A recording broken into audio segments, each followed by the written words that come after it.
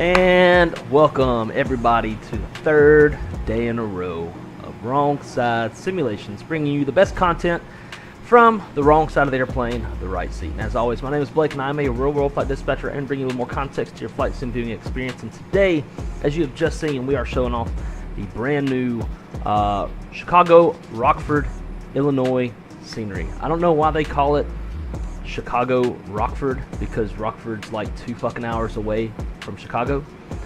It's not that close, so let's just call it fucking Rockford, because that's what it is. Anyways, facts brought to you by Wrong Side. Anyways, as always, first things first, huge shout out to all of the channel members. Make sure my microphone's working. Yeah. And that's gonna be Pilot Porter, Dustin, D-Champ, Cali Simmer, Ford Contour, Hillbilly Gypsy, Zach Hamilton, Bravo Charlie, Gavin Zolt, Skyfall West, Jose, Andrew Something, Brett Smith, Shadow Dark, Image Seeker, Zach Winnick, Marco, VR Sim Pilot, Jay Foot, Drew Stone, Big Ralph, Nabil, Abilio, Rev, Cole Bay, Captain Shack, Kieran, Josh, AJJ, Zato, Buckeye Fly, Playing Nuts, Kieran Anderson, Cody, 226 Enforcement, and Captain Nate. Huge shout out to all those guys for the continued support. Greatly appreciate you. Love y'all to death. And now over to the chunks. We got Captain Shack in the house, who let me know that my thumbnail was wrong. So, dude, thank you so much for that. I forgot to change it. I was moving fast. We got Marco in the house. What is going on, Marco? I know you're a huge fan of this airplane. So I'm going to use you as my consultant if I have any issues, because I inevitably will. As we all know, I struggle with this airplane. This airplane, I believe, led to the creation of the struggle bus emoji. So feel free to spam the chat with the struggle bus emoji, because, as always, I'm going to be struggling in this jet. Let's see. Heading on down, we got Josh in the house. What's going on, Josh? Great to see you, dude. Where's the weather? That's where we should land. You know, I thought about that, too. I was looking at New Orleans. New Orleans has some shit rolling in, and I looked at the TAF, and there's nothing but some light rain. So I was like, as far as weather and where to land, like, my criteria is I need weather. If I'm gonna go somewhere with weather, I need it over a pay-where airport. My ass will not be landing at some default ugly airport. So the weather is predominantly over Lake Charles, Louisiana right now. I don't have any pay-where for Lake Charles. The next closest was going to be either Houston, which it was moving out of Houston. By the time we'd get down there in the next hour and a half, 2 hours, the weather would be out of there. So then that led to New Orleans. And then when I checked the TAF for New Orleans, it was just light rain. So I was like, man, let's fly somewhere weird. And to me, one of the, I think, weirdest slash less getting love airport that's pay-where out there is probably Jackson, Mississippi. I think most people, when they hear Jackson, Mississippi, they're gonna be like, who would fly there? So initially I have chosen, we're gonna go to Jackson, but I put a poll out. So if you haven't answered the poll, feel free to answer the poll. Should we go to Jackson, Mississippi, or Pensacola, Florida? I have Jackson as the destination with Pensacola as an alternate. So if we get down to Jackson and the poll says go to Pensacola, then hopefully we can divert to Pensacola, because I don't really know how to do a diversion or change a destination en route in this airplane. Go figure it out. Anyways, but Josh, great to see you, dude. Thank you for the suggestion, and I would typically agree. I just need a pay-where airport that's in the weather. In good weather too, I guess, if I'm being a picky bitch. Pilot Porter was gonna do. Great to see you, man. Welcome. We got D-Champs in the house, throwing in all the emojis. Great to see you, dude. Love it. Zach, what's going on, man? Great to see you. Zach, I texted you, by the way. I texted you asking where we should fly. I don't know if you ever. Yeah, I don't see a response, but that's okay. But yeah, since you suggested yesterday Rockford, I was like, he's probably the one that I should ask where to fly to. But then I just looked at the map and saw some weather, and then that led my eyes into this general southern direction. Struggle bus is already thrown in there. Hell yeah. Oralos, I think Houston are the big weather areas today. Yeah, I was in Minneapolis to the icing. I thought about Minneapolis too, but I figured that would be too short of a flight, you know. And obviously, you're not really going to do turns in cargo like you would passengers. So it's like, we'll do Jackson. We'll get weird with it. I don't know, but I've flown into this Jackson Airport a few times, and for some reason I like it. I'm not like in love with it. It's not my favorite airport in the world, but I like it a lot. It's just one of those kind of weird little smaller regional, but bigger than a regional type airport. So we're gonna give it a shot. But hopefully that intro kind of suffices for our first look here at the Rockford Airport. We'll do a little bit of flying around just in case anybody wants to watch this on replay and they're on the fence whether or not they want to get this airport. We'll take a quick little look. Not sure what this is. You would assume it's cargo because it's all cargo jets, but at the same time, I don't know. It could be an MRO for all we know, which is like heavy maintenance. But it does look a little indicative of typical cargo, right? Where there's a bunch of, yeah, it's definitely cargo.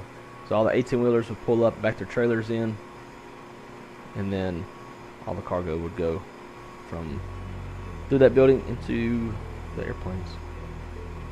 Looks over here. Got a hangar. Got a bridge.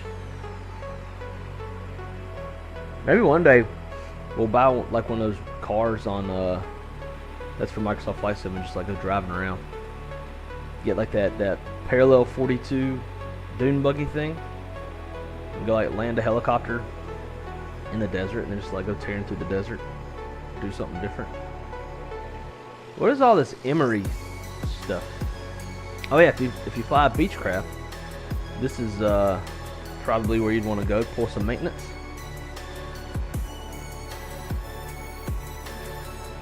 Kronos Aviation. Anyway, I think it's a good looking airport. So how much was this thing? You can get it on any builds as well as sim market. $16.62. I think the level of detail justifies the price. It's not a massive airport, but it can satisfy your needs if you're looking for both commercial aviation as well as cargo. It is predominantly a cargo airport. It is also an approved alternate at my airline. It's offline. We don't have scheduled service here, so we do our best not to actually divert here, but it is in our op specs. Is this more cargo over here? These look like little ULD pallets. Maybe it's just overflow? Who knows? Code 1 Aviation. Interesting. It kind of sounds like it'd want to be like some fighter type stuff. And then just some regular old hangars. But I think they did a pretty good job on the detail. All the ground textures look good.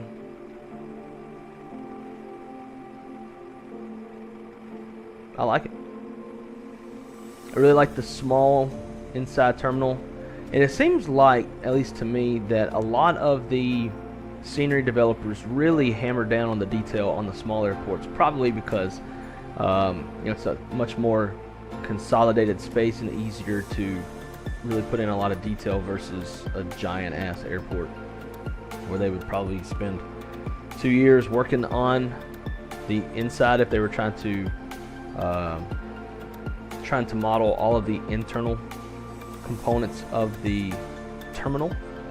So think of like DFW, right? If they try to, by they I just mean developers, but if they try to model all of the interior of all terminals at DFW, how long that would take, and then how taxing that would be on our computers. So I think they got I think these little airports are the perfect balance to really get a lot of sexy detail. Cool. Let's get back to our jet. Let's get this thing going. I would like to know how they park these airplanes though. Like, I'm pretty sure if you take a 7.6 or an A300, and you come down, oh, actually I guess it is approved, 757 and A300. What do these ones say? 757 A300, then this line's for MD 11 and 7/8. Because I don't know, it just looks really close to these light poles. Like I feel like you wouldn't have the wing clearance. If you're in an A300 or a 7.5 and you're centered on this line, like I don't feel like you're going to have the wing clearance. And then to be able to turn into these parking spots. So I'd be curious. I'd be curious to know in real life, are the lights this close to the lines? Maybe they are. And shit, if I was captain on one of these airplanes, taxiing down these little parking lines, I would want a wing walker on that right wing to make sure I ain't about to smoke one of them poles. All right, let's get cargo bin open so these folks can finish their job.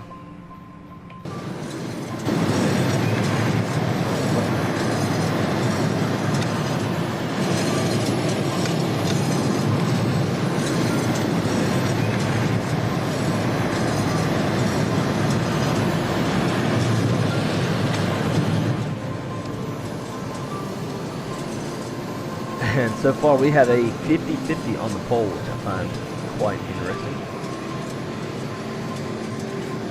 I meant to click Pensacola. You done fucked up now, AA Ron. Oh, you did text me back?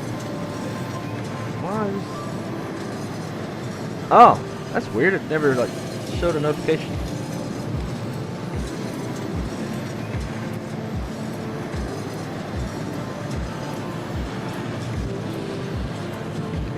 And you know,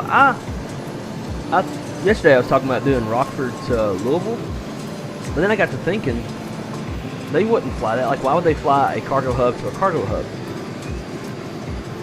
And now you just said that you saw a live flight yesterday do that, so interesting. I am definitely wrong, per usual. Payware Airport here for FSD isn't even close in real life. We have 7 gates total. They put like 12. Oh, interesting. I didn't even know there was a Payware Airport for Sioux Falls. Is it not worth buying? I'd buy it. Maybe do like Minneapolis, Sioux Falls round trip in the CRJ. Kind of replicate your flight home from the other day. Alrighty, let's see. Every time I get in this airplane, it's like, oh shit. Battery 1, 2, and 3. External power. Top. There's now. And I'm going to scan.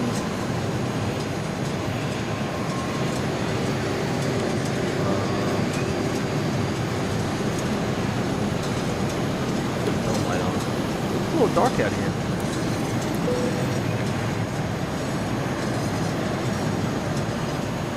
And again, guys, I am no pro on this airplane in the least. So if you know a lot about this airplane, don't hold my inaccuracy.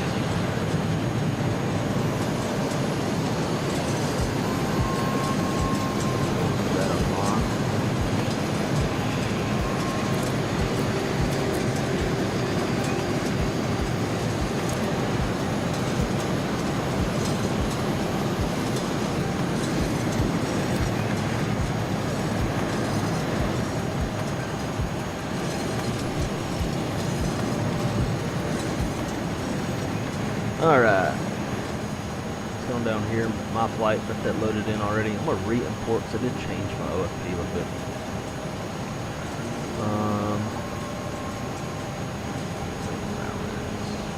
What are we taking to, we're going south, so let's take some horses.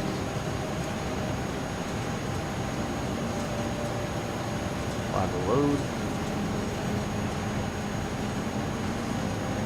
Not sure what that means. Or is that like fueling and stuff? Retard. Cali Simmer. Yo, 4 months have zipped by. Hey, can I trade a flight dispatch for a lesson in the A300? I have the plane and have yet to fly it. Lol. You don't want me teaching you A300. I almost can't even say that I can even let my way through this airplane because I almost really can't. You'd want to get with Marco, it sounds like. I don't know much of shit on this airplane. They do all the time. Louisville is Worldport. Okay. Oh, okay. That makes sense. Makes sense. Okay, we're just going to jump down here. Nits. Oh, and by the way, guys, if y'all haven't done so yet, your nav databases need to be updated. New nav database cycle is out. It's up to date. Make sure you update that. Let's see, KRFD, and we're headed down to KJAN. Tentatively, we might divert to Pensacola. We'll see. Alternate KPNS.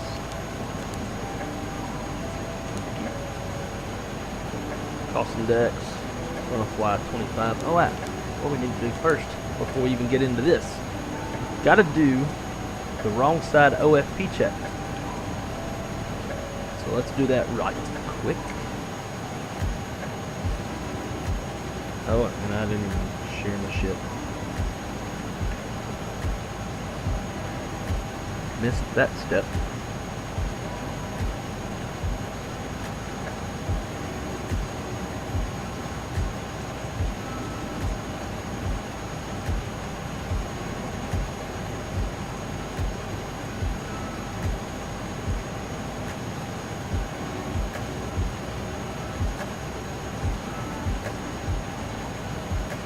Alright.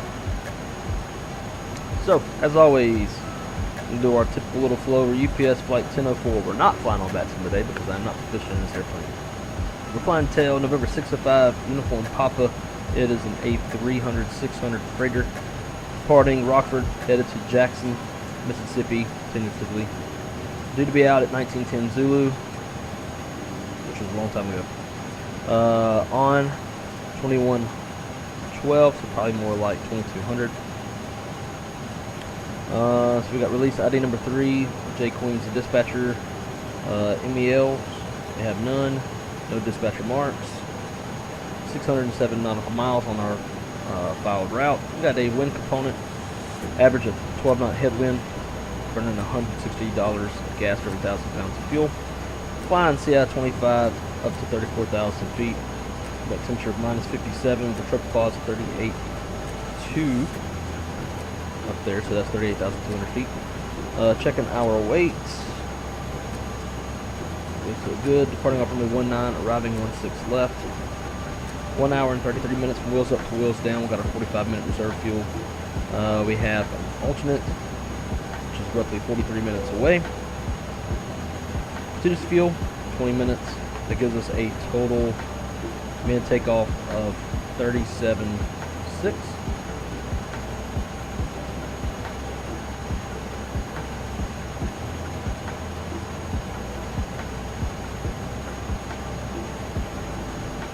And then for our taxi fuel, got 1,000 pounds.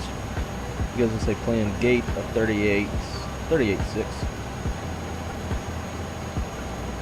And the RMF of 19.7. For our bingo fuel, it'd be, let's get the calculator out. So our 45-minute reserve 7.7 plus that would be used. So then our alternate of 8.3 gives us a bingo fuel of 16,000 pounds.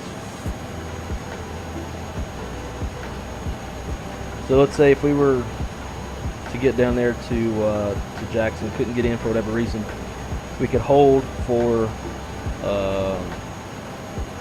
20 minutes. That's our contingency fuel here. So we could hold for 20 minutes.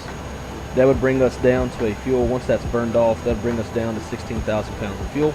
At 16,000 pounds, we would have to plug out and head to Pensacola.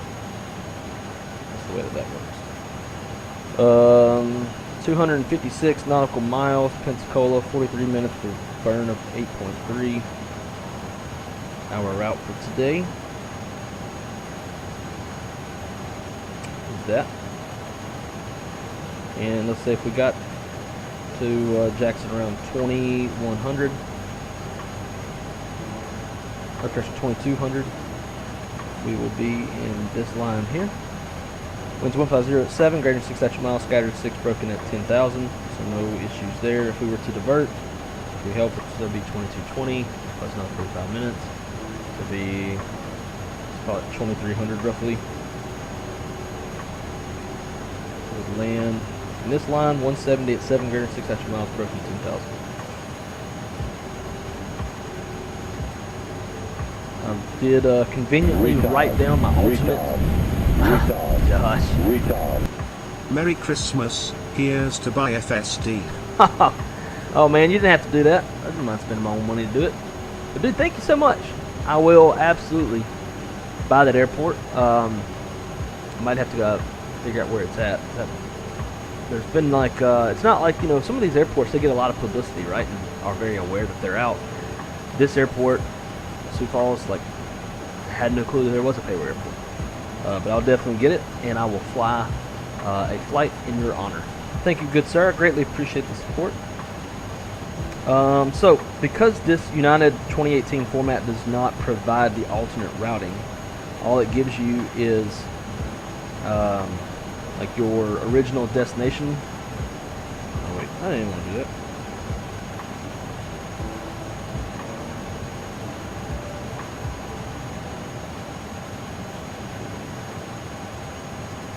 But all it gives you, I'm missing, okay, there it is. It just gives you your destination airport, which starts right here. Tells you there's a SID, but it doesn't tell you what the SID is. That doesn't even direct IAL, but there is no IAL on the alternate routing. That's weird. Anyways, it doesn't provide you the alternate routing.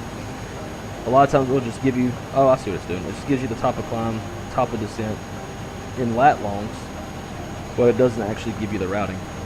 So to get the routing, I have to go back into the planning phase, go to alternate airports, and then it'll display the routing there, and I had to write the routing down. So that's where you get that from. Anyways, I like the OFP. I agree with it. So we'll just sign some bullshit. And now we'll start planning the flight in the airplane.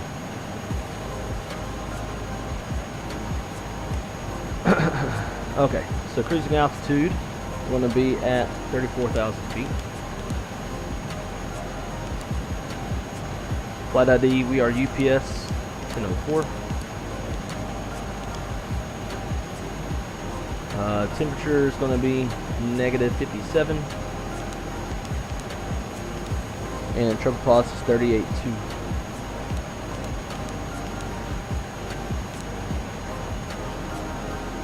Cruise winds 289 at 53.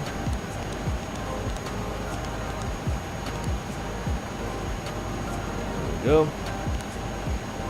Next page, we'll come back to, let's go flight plan. Rockford, SID, departing off of, I think it was 19, yeah. We have no SID. Insert that. And here's going to be BDF.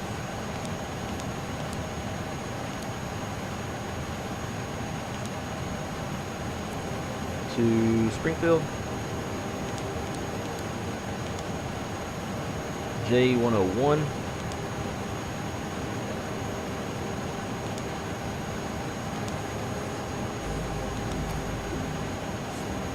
And that's going to go to Fargo.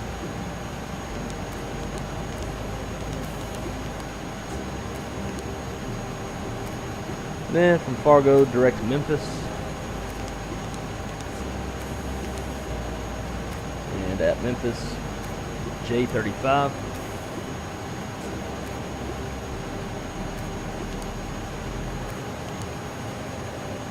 It's kind of cool you can select them instead of typing them in.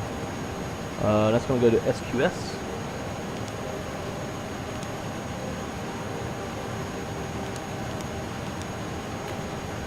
And from there, MHZ. And that'll be our last fix on the original routing.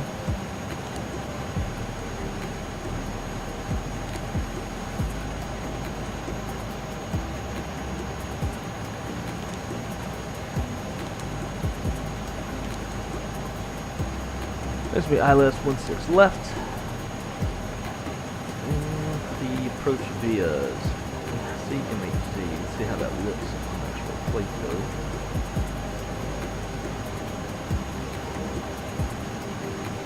Oh shit! I don't even. It's not an approach via though.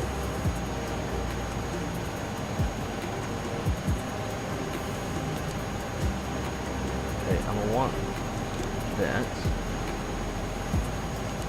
Turn. Let's go back to flight plan. I'm gonna get rid of it. Oh, it didn't even make that shit in. That's fine. Get rid of that. Jackson, star, no star. Transition.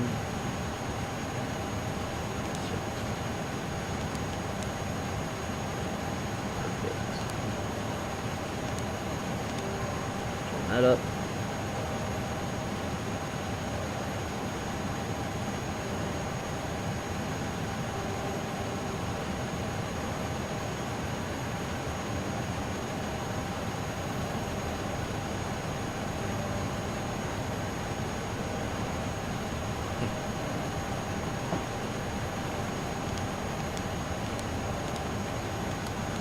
Alright, so now we can put in our alternate routing, which is awesome.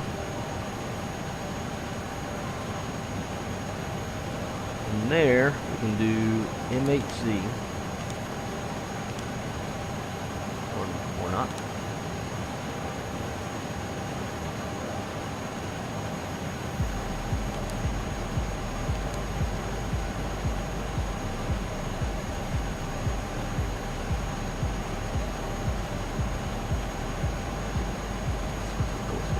Seven, Quincy,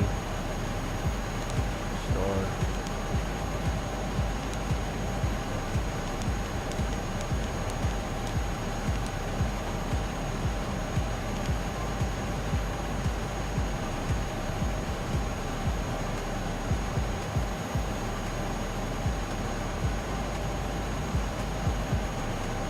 I would like to enter some more shit in.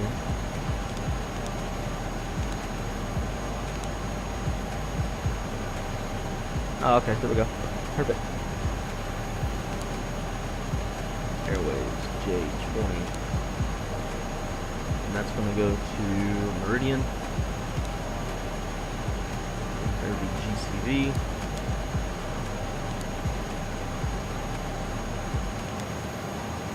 And there's GCV Loxley.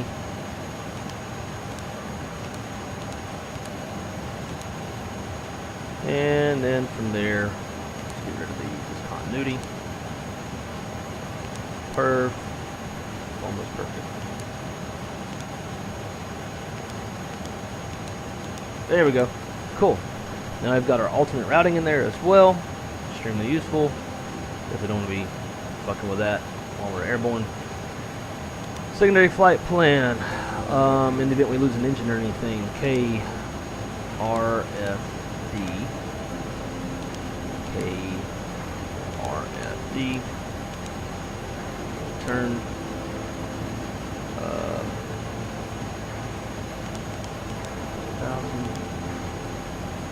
Secondary flight plan. Rockford. SID 19. None.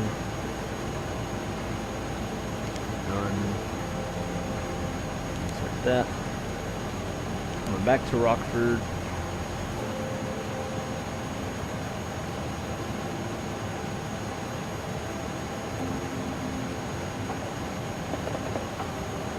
Okay, cool. So I can pretty much land whatever I want.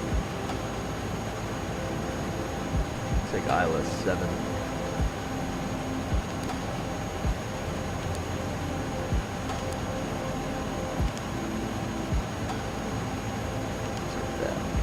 Sweet. So if we lose our engine or anything, need to come back, we'll just activate the secondary and come on back. Alright, back to init. Our planned zero fuel weight is 257.7. See what this EFB is talking about.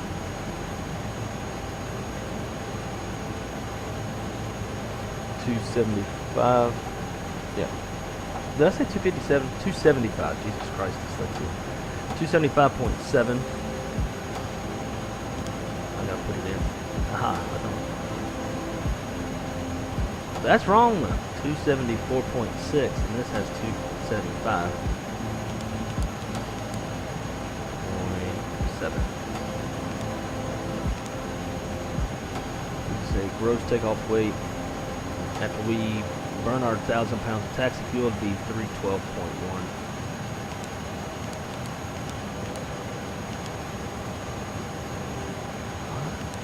Oh, because this is going to calculate zero fuel weight and water fuel.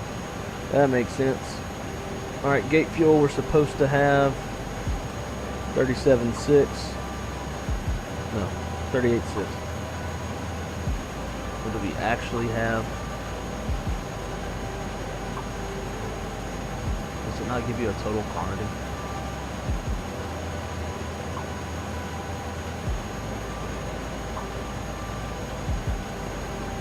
I feel like that's not right.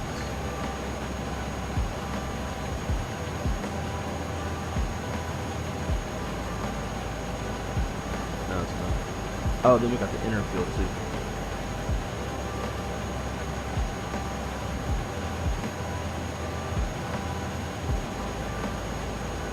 Yeah, okay, so we do have our fuel.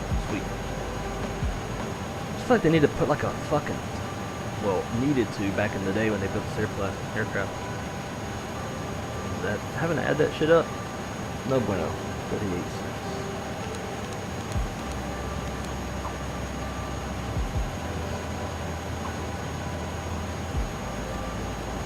You like that? Merry Christmas? Laugh my ass off since it's cold and going to snow, damn it. Align Iris, I will.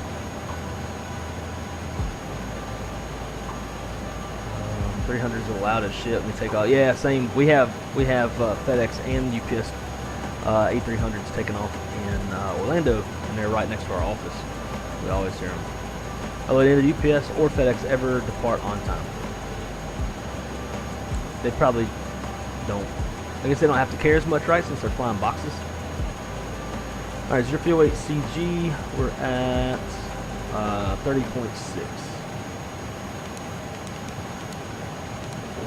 Sweet. Max flight level 351.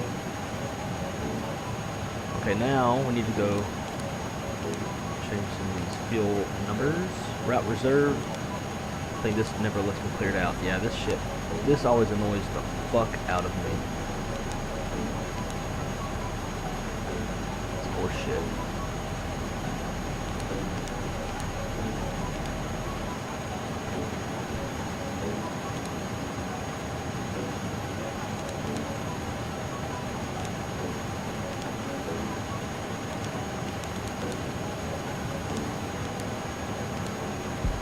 At least I can reduce. Fuck you! Marco, do you know anything about this? How to get this to zero? That's horseshit. It's taken away from, like, that's basically, it's disrupting the fuel. And 1.3, I guess what we could do is make this 1.3 plus whatever to equal 45. So let's do this. Our alternate, or our reserve fuel is 7.7. How many times do I need a calculator in this fucking airplane? 7.7 minus 1.3, 6.4. So we put 6.4 in the reserve. Oh my god. Fucking.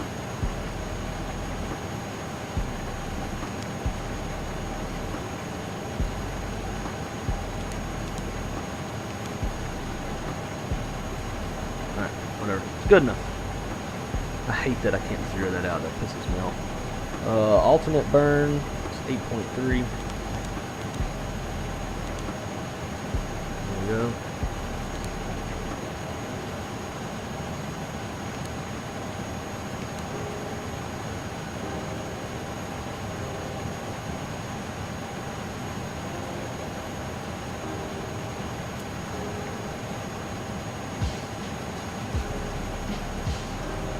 Bitch is still aligned.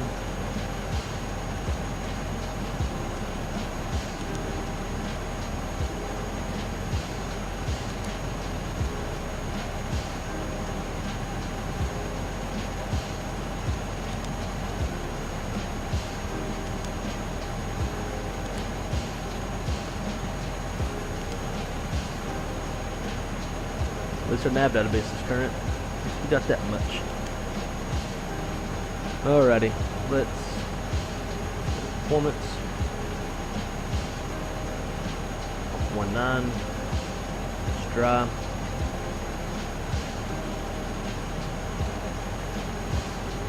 Winds 170 at 4.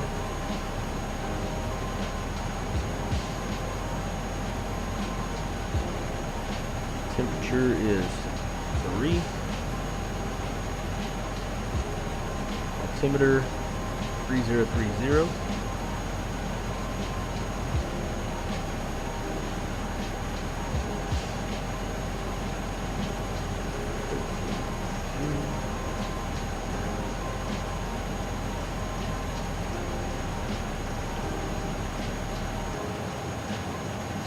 Off, toga off.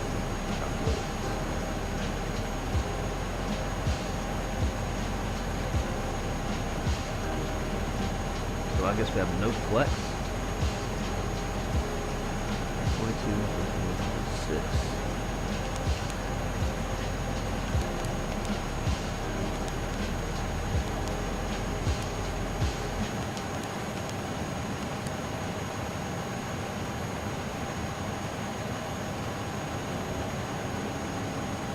So I can't turn this shit on until my ADIRs are aligned, right?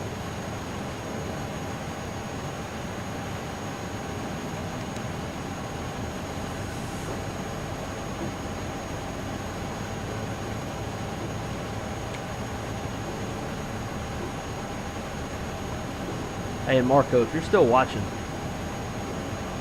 do these not start the aligning process until I put all 3 in the nav and hit align IRS? With my understanding, they'll start to align, but like it won't be fully complete until you hit that button. But it should have already started before hitting the button. So I'm kind of perplexed right now as to. Oh, there we go. Okay. Now we got our shit. All right, sweet. Now with that said, do all that shit. Get our V2 of 149 in there.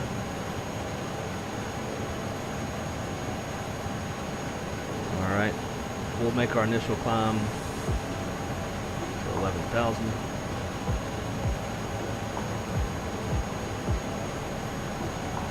Correct. It starts the process. Oh, okay. Yeah, I always thought that when you put them into a line, that would start the process, and then whenever you would hit like a line, and then it would pop it up. But cool, now I know.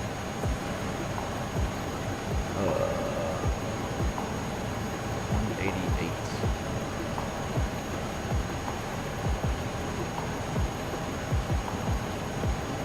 Cool. So we will be taking off in toga. It did not give us a flex temp. Cool, we're well below that. Gross weight CG is 32.7. Down 0.1.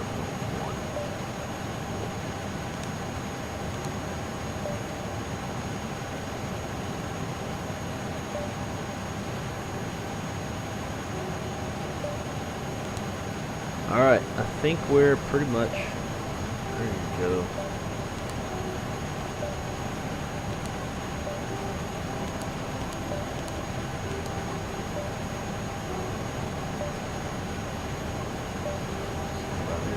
1,000.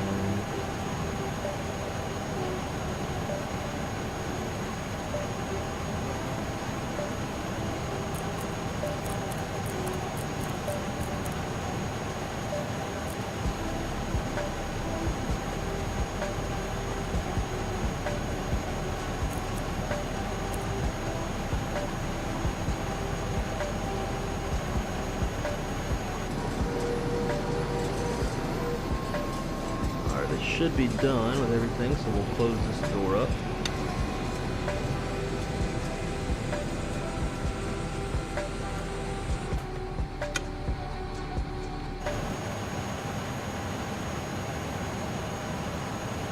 Wanted the APU to spool up.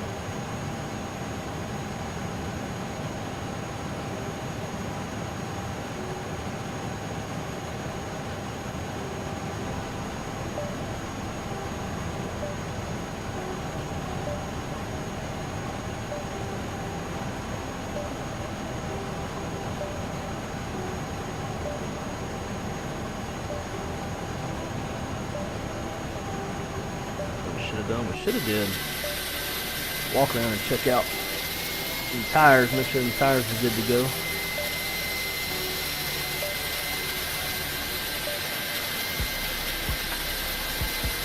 Those will look good.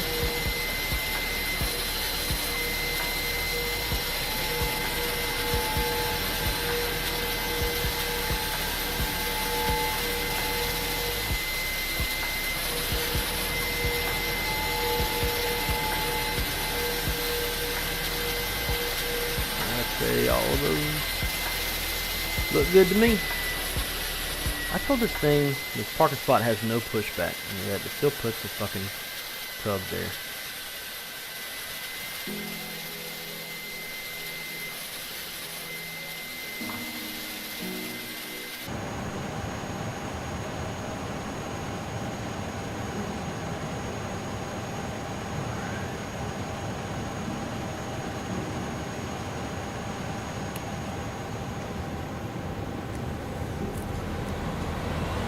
We are good to go. Marco, does it look like I've missed anything?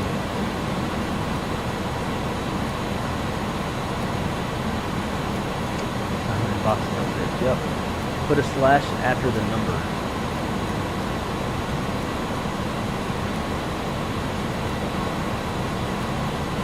Was that for the fuel? Actually, you know what? Let's try this. That gave me an idea. The under bits.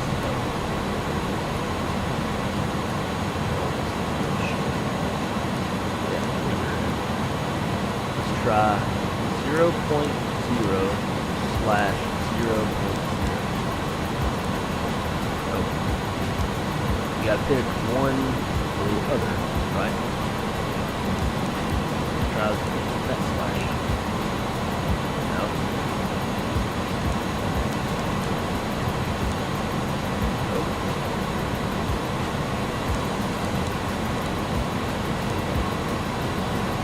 It still gets fucking rid of it. No.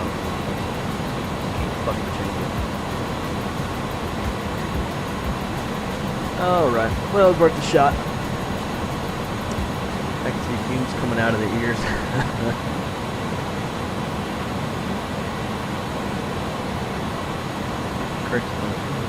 Push in the speed knob and select vertical and the DF switch.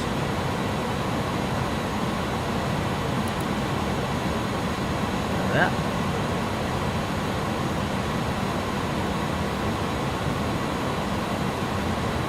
That's my V2.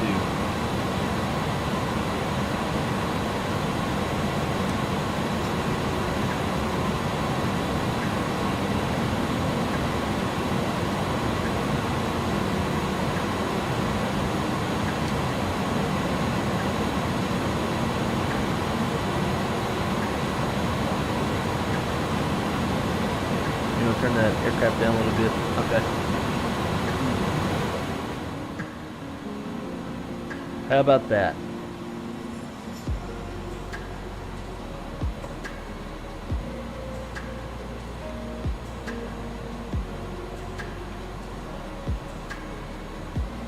The speed, it's in the speed page, the McDo.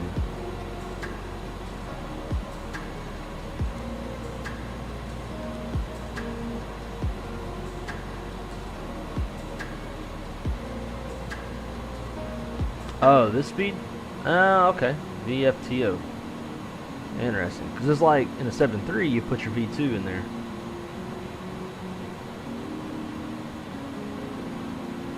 So the 226. Yeah.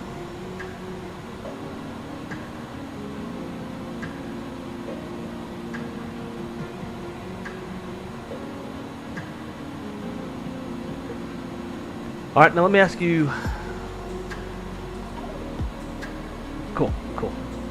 Yeah, sorry guys. The Microsoft Flight Sim audio is weird. It's like it'd be real quiet, and then all of a sudden it gets fucking loud. Anyways, 30, perfect.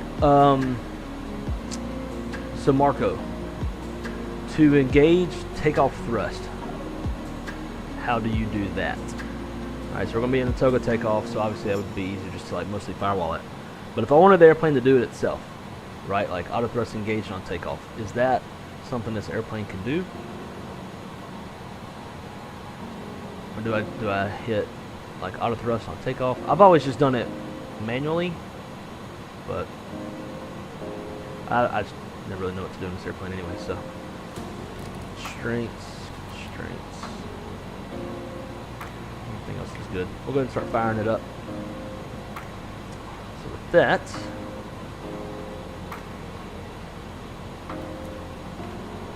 clear out.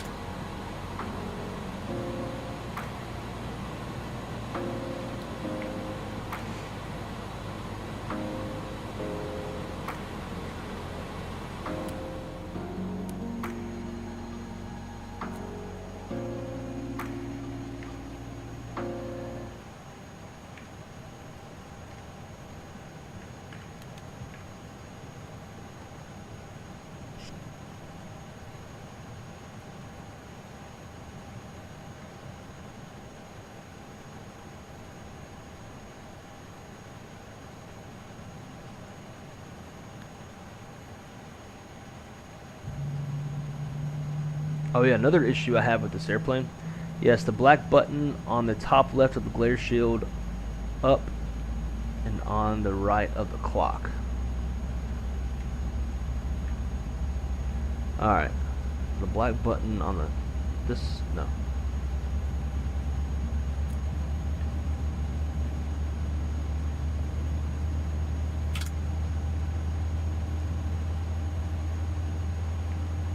Let me do it on my side.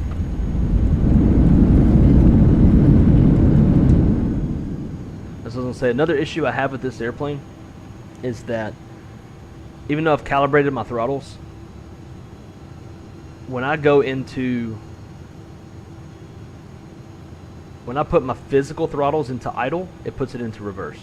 I've even told it no reversers on axis, and it still fucking does it. See right there, like I still have like that far to go on my physical throttle. So like I can't go idle, otherwise it goes into reverse. Quite annoying.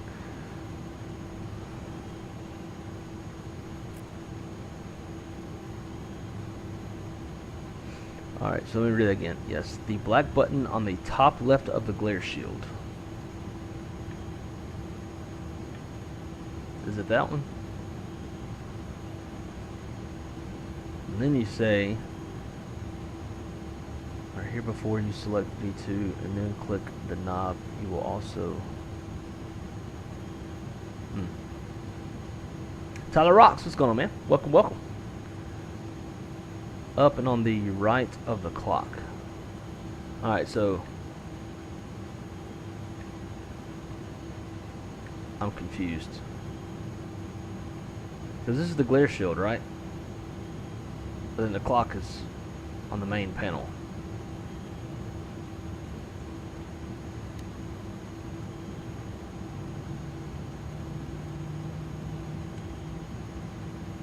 So, okay, I check.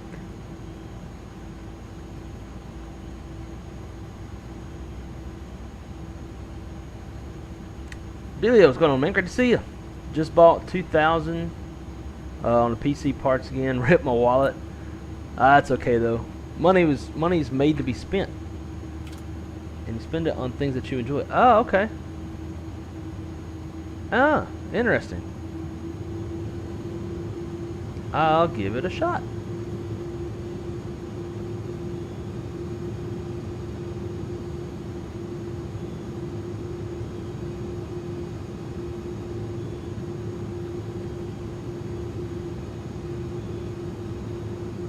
Alright, let's see. I'm gonna try this shit one more time.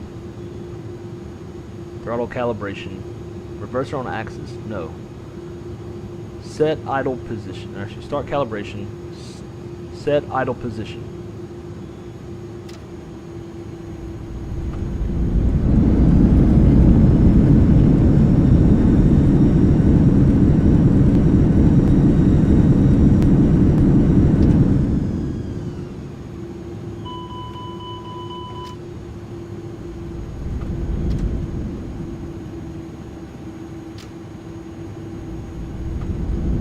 Still goes into the fucking reverse. Motherfucker. Any builds, like, some of the shit they do is impressive, but also, there's quite a bit with them that I'm not impressed with. They're held as, like, the best of the best. With the airplanes and the scenery, I disagree. Did you watch Chicago PD? I did not. Or do I watch it? No, I don't. Probably be pretty good though, as much as they got going on up there. AJJ, what to do? Good afternoon to you as well. About to taxi our asses right on out of here.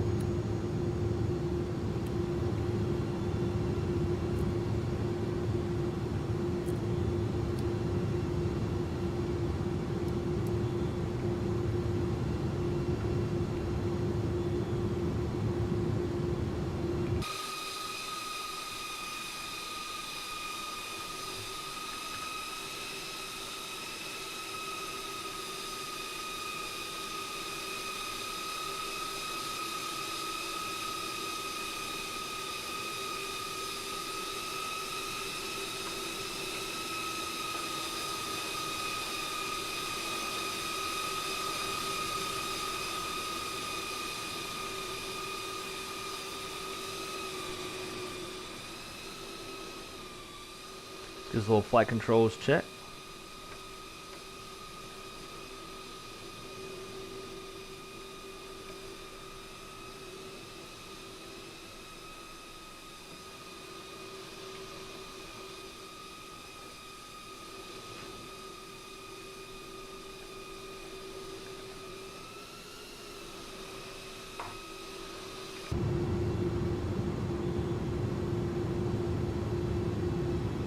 Let's see, how close to idle can I get? So idle's gonna be like 20 to 25 in one. Bro, I can't go less than like 43% into. It's horse shit. This is the only plane that does that right now too. They have lots of quirks. Yeah, agreed. Wish my sim was this stable right now. What's happening with yours?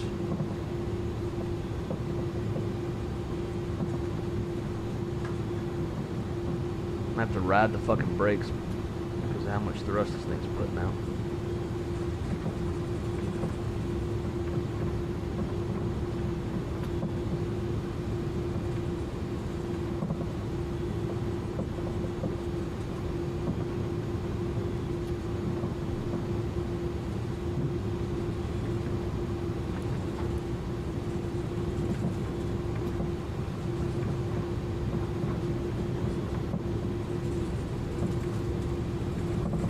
Love missing textures.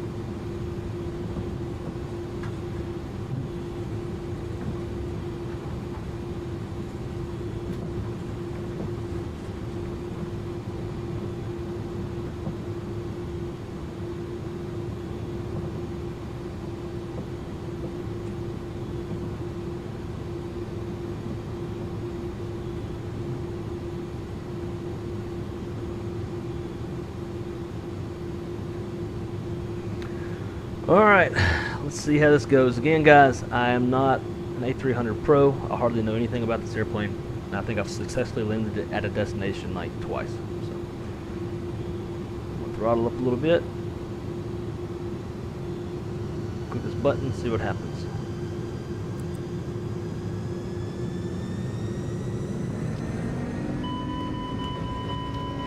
Oh wait, shit, stop. Motherfucker. Stop it, you fucking butt whore.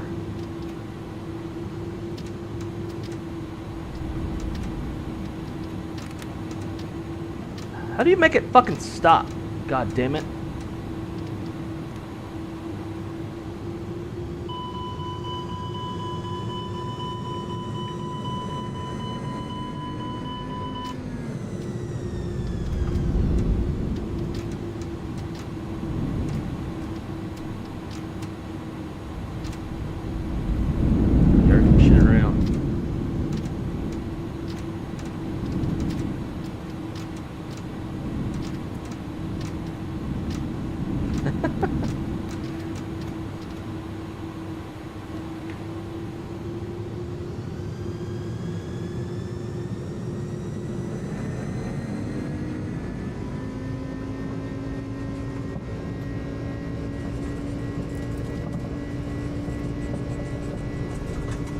I hate this fucking airplane.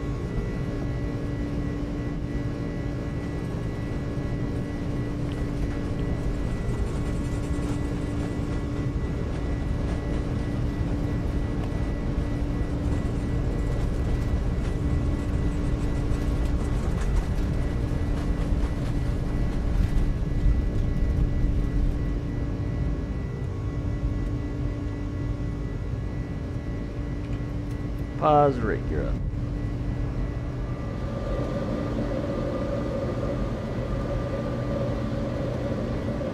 And it's back in manual thrust.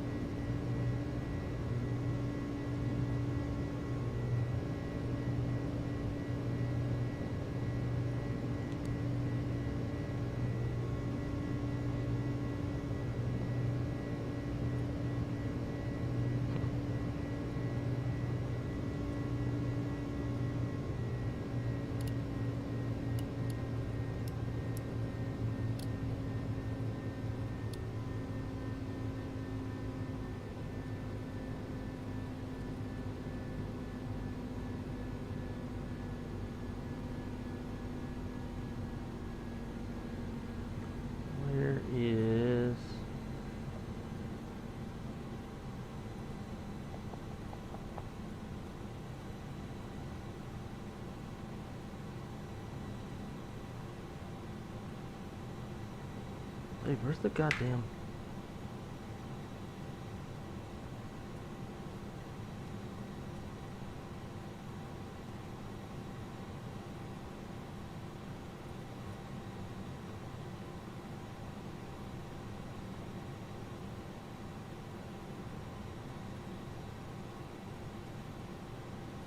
Oh, jet right there. Dude.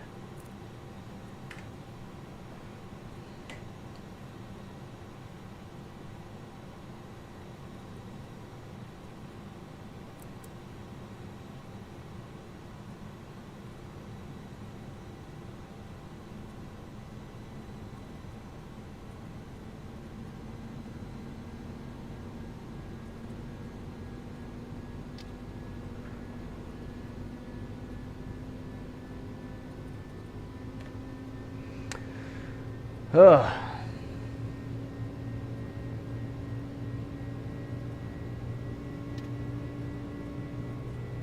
Ethan, welcome. Great to see you. Just coming to hang out with us on this struggle bus of a stream, as it always is, flying the A300.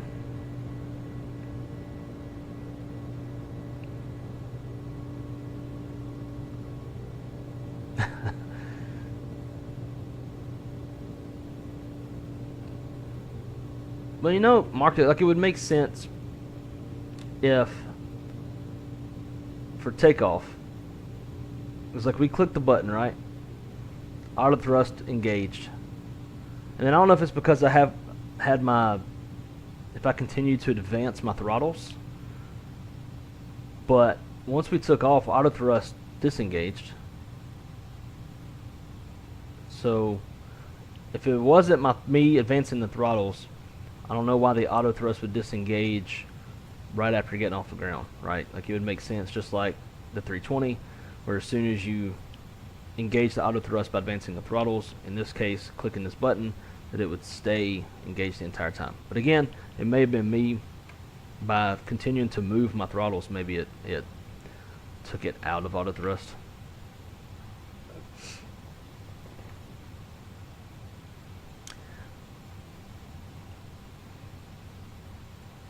Zimp, great to see you, dude. How you doing? Is this last leg? This is the last leg, but it's the only leg that we're flying. This is the first leg of the day. We're just going to do the one down to either Pensacola or Jackson, Mississippi. We're on our way to Jackson now, but we may divert, depending on what the poll says. When we get down there, we might divert to Pensacola. Ethan said, I love your videos. Well, thank you very much. I love that comment. Greatly appreciate that. I'll get the anti-ice back off.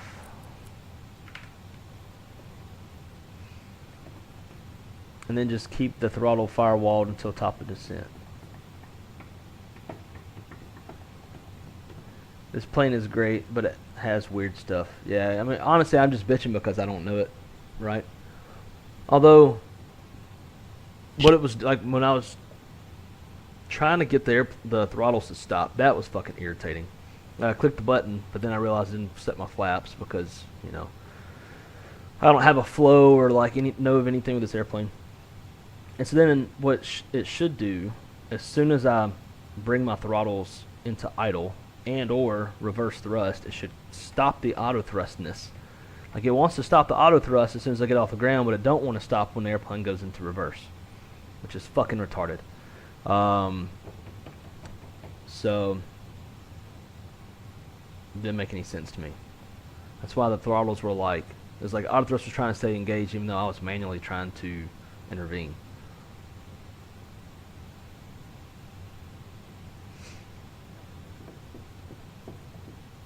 Why are you flying the plane if you hate it?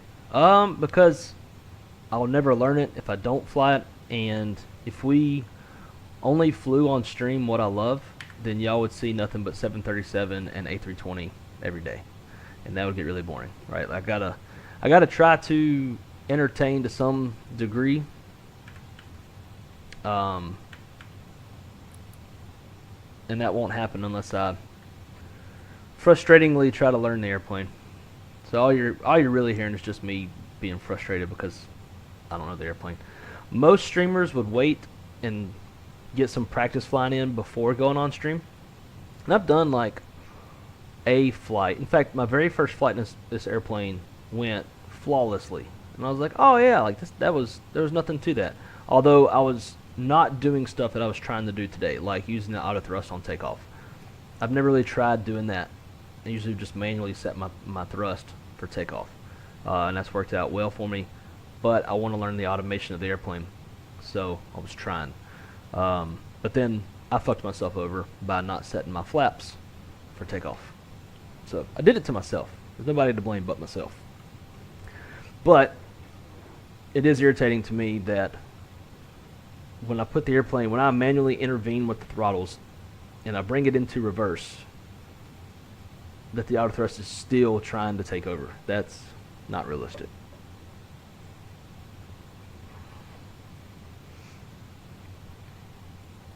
Yeah, like yesterday we flew the Embraer 175, and that was a stream solely done just to do something different, because we've been flying a lot of Airbus.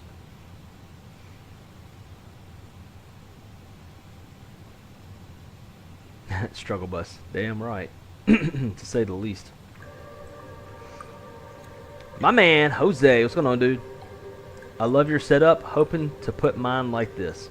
But dude, it's really all it comes down to, and I don't mean to say this in like kind of a snotty, uppity kind of way, but really just, you know, what it all comes down to is the money.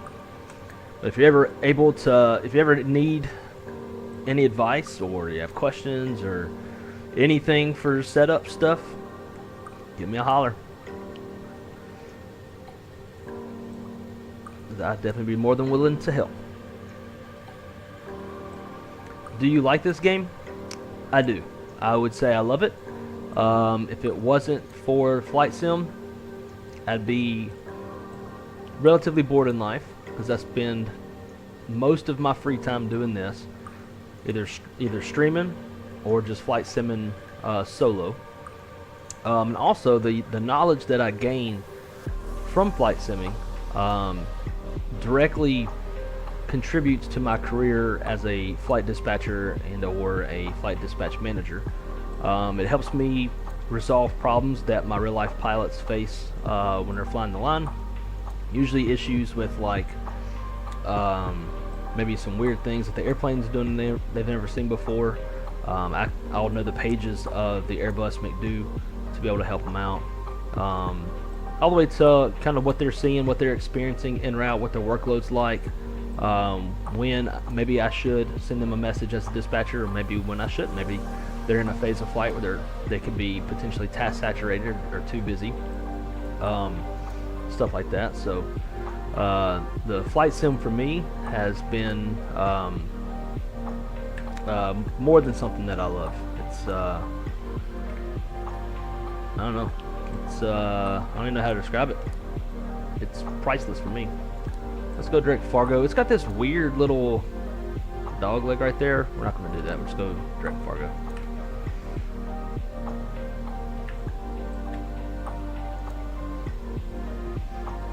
I could just sing for y'all.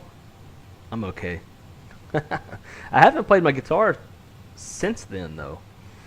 Since that stream when you were here and we played and sang guitar on stream, I don't think I've touched it since then. Been working and then streaming for y'all.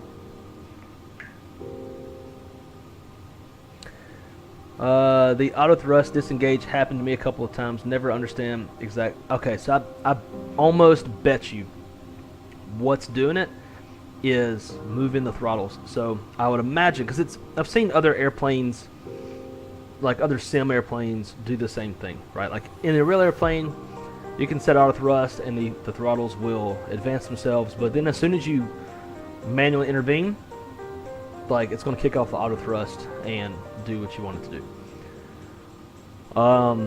Or at least, like in the 7.3 for example, right? Like you set takeoff power, the throttles are going to move forward.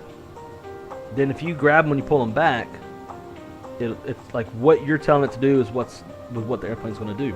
But then as soon as you let go, they're going to go forward again. the way to intervene would be to hit the instinctive auto thrust disconnect, and then that will kill the auto throttle. Or you can, on the glare shield, hit the little switch, and that will basically turn off the auto thrust. What y'all saw me doing then was I was clicking the instinctive auto thrust disconnect, and it wasn't disconnecting, which is not realistic. But so I think the correct way to handle the auto thrust is to one of two things: either just barely kind of move your throttles up out of idle, and then hit that little button on the glare shield, and then do not touch your throttles again. Don't even remotely move them. Or set takeoff thrust yourself, and then hit the auto, or hit that little button on the glare shield. But the main key to all of it is do not touch your throttles again. As soon as you do, it's probably gonna fuck it up. But when I select the reverse, they work every time, but I have the TCA. I'm flying with the Honeycomb Bravo. Yeah, I don't. It's reading something weird. Like, even when I tell it where idle is, and it sets it to idle, like in the calibration, you go to idle, and it's going into reverse. Obnoxious.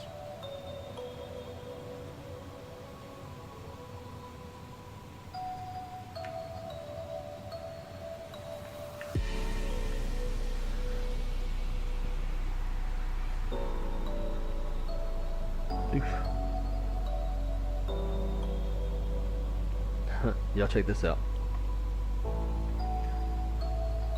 I think it read the wrong BDF when I imported my flight plan. Because it's got it going up to Norway. It's the wrong BDF.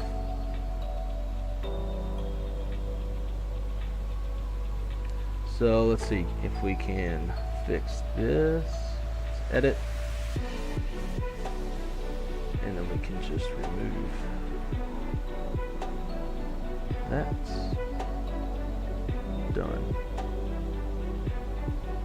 There we go. Perfect.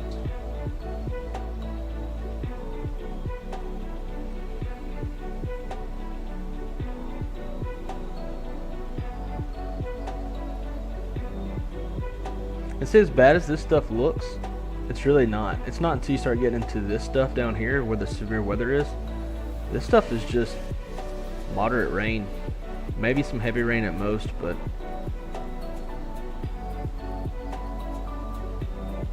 can see open airport weather TAF. So they got light rain right now. Yeah, and there's nothing worse than light rain, vicinity showers, light rain showers. Nothing to it. It's like to fly to New Orleans just for weather wouldn't be worth it. Lake Charles ain't even in the bad stuff yet. Let's check out Abbeville.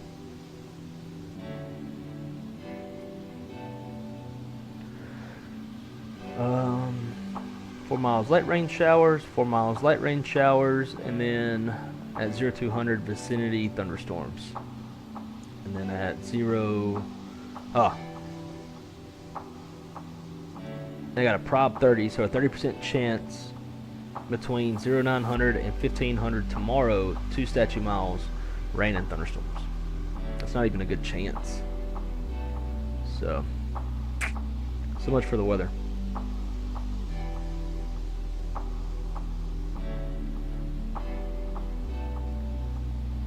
I figured it would put in your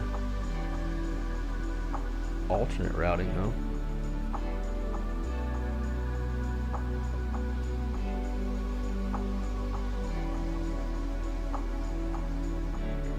Let's see, MHZ.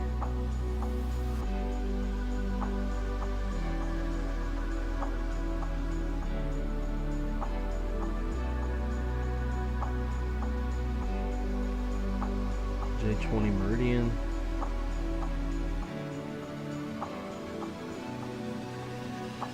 Why is this taking my caps out? Dadgummit.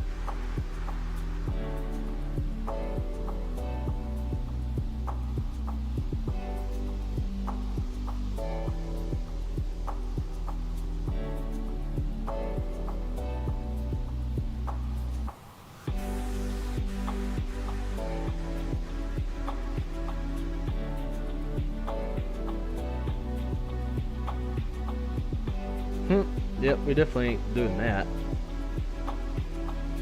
We can go take out Meridian out of our alternate routing. Just do, in fact, I mean, if we were going to hold, we'd probably hold north. We could hold over MHZ and then go direct MHZ to GCV.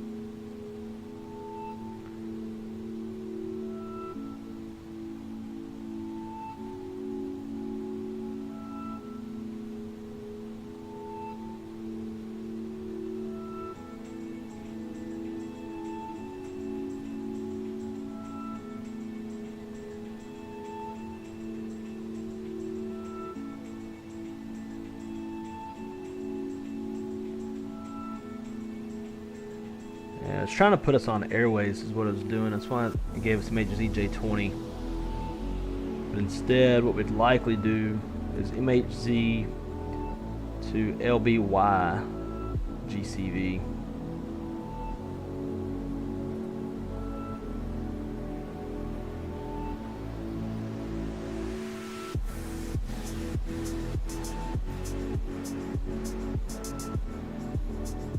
That looks better.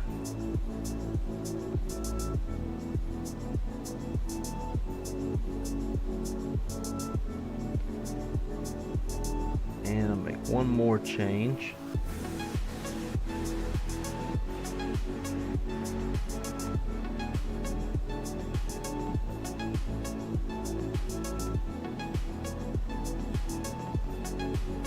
Oh, shit.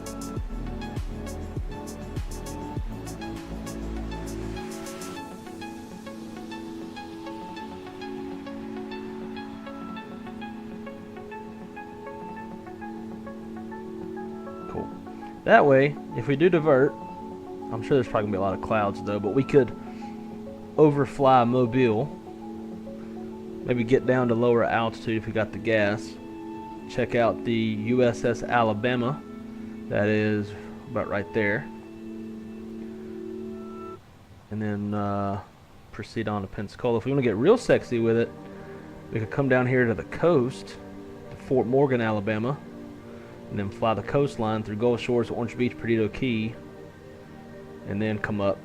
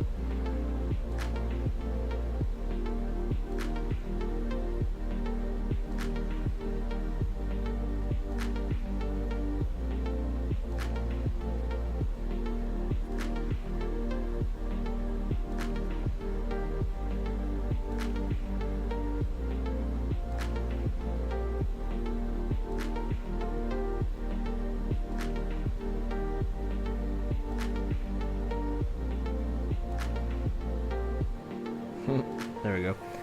That'll give us the coastal tour.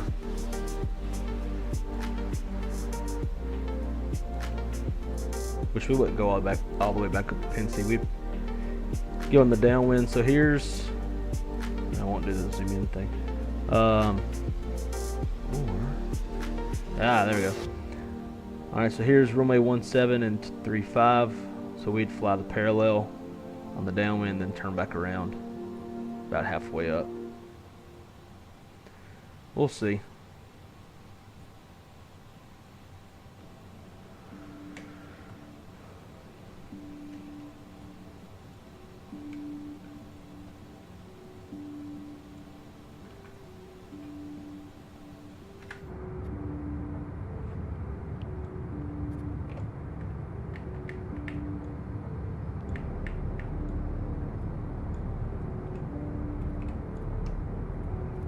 making much out these windows. That's an ugly ass wing too.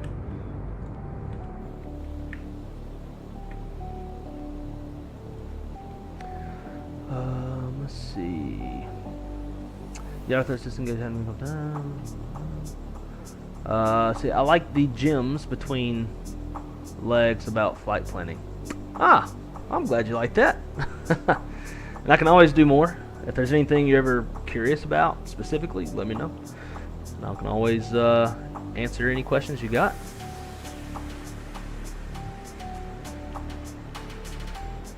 Is it easy to fly in the right seat?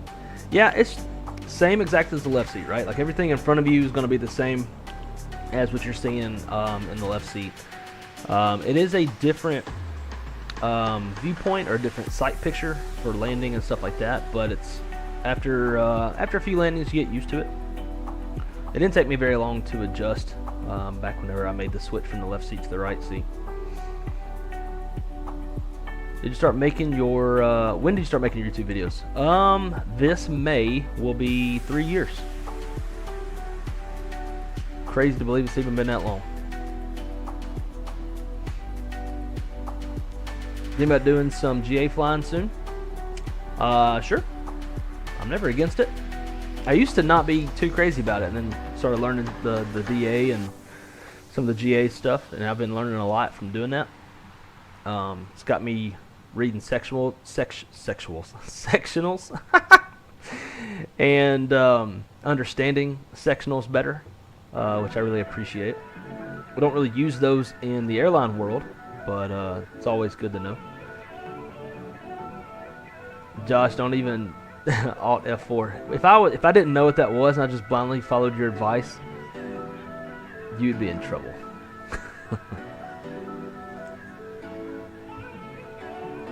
Zach said, in and out of the stream, had to go pick up son. Next, got to go sign taxes when wife gets in. Oh. Send you SPC map for one day. Okay. It's probably sitting on my phone, huh? Yeah.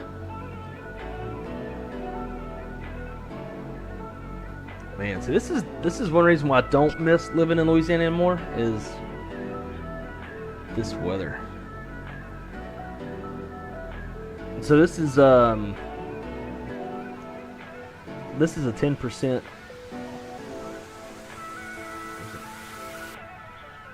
I'm sorry, 15% chance of severe weather, right? Yeah, severe weather outlook legend. Never mind, here's the wrong question.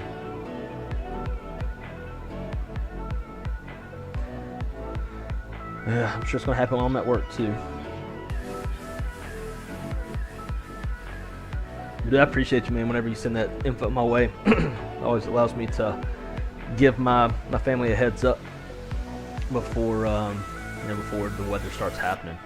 Which if I'm at work too, I'll see the weather and let them know.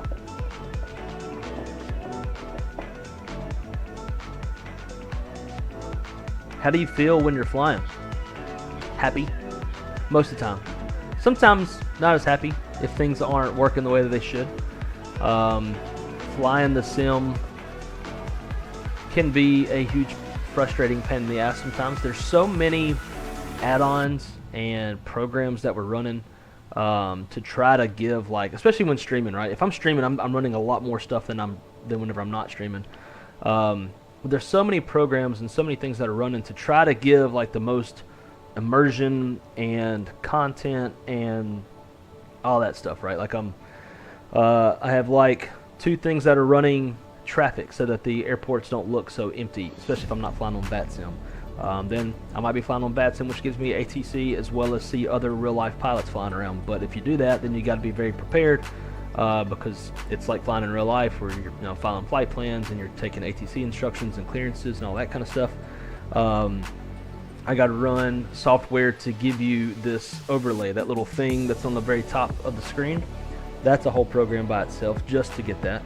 Right now I'm also flying on New Sky, which is going to give me all of my, not all, but it's going to give me most of the analytics that I want for the debrief whenever we land, kind of see what my landing rate was, how much money we made, etc.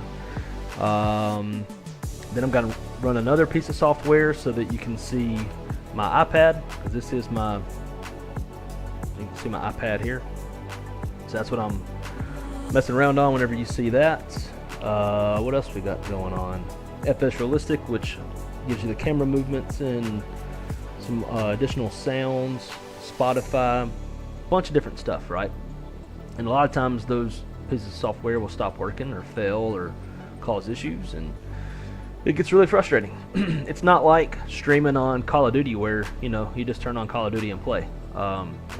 You gotta prep.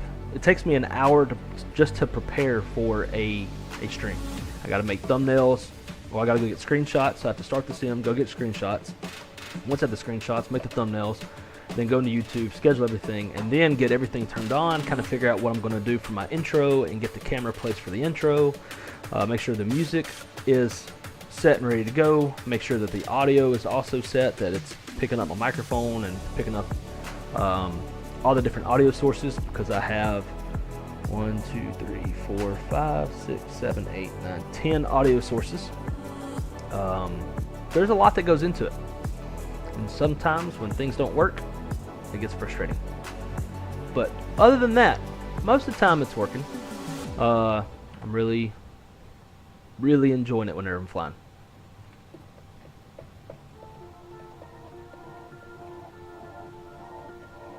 I can't wait to fly the AnyBuilds A320neo. Hopefully it will be a decent one. So I did fly it around some whenever it was out for beta. I really liked it. Oh hey, there's St. Louis. This is where I lived and started my dispatch career before where I'm at now.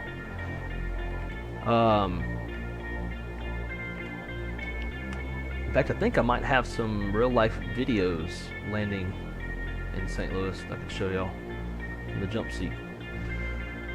But yeah, I really liked it. It was, for me, it wasn't unstable, but it definitely was incomplete as far as, not incomplete, I guess that's the wrong word, but like some basic functions weren't working correctly, like tracking the localizer and the glide slope perfectly for an ILS. You know, some minor things like that. VNAV, I think, needed a little bit polishing, but the external modeling of the airplane, it was beautiful, beautiful.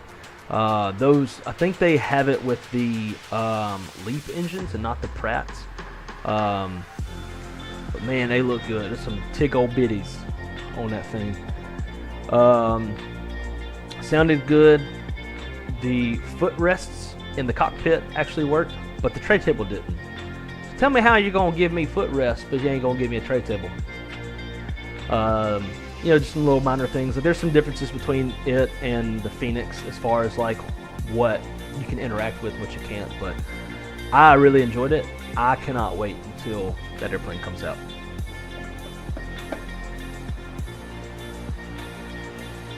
I think the right seat is better anyway. There's definitely less responsibility in the right seat. In a real world airline operation, the first officer is, you know, they know just as much, or they're supposed to know just as much as the captain from a flying standpoint.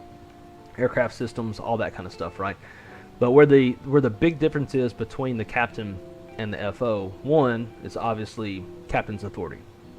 The captain makes all the calls. They're ultimately responsible for the aircraft and the people in it, and therefore they have captain's authority to do whatever they deem necessary out of the interest of safety.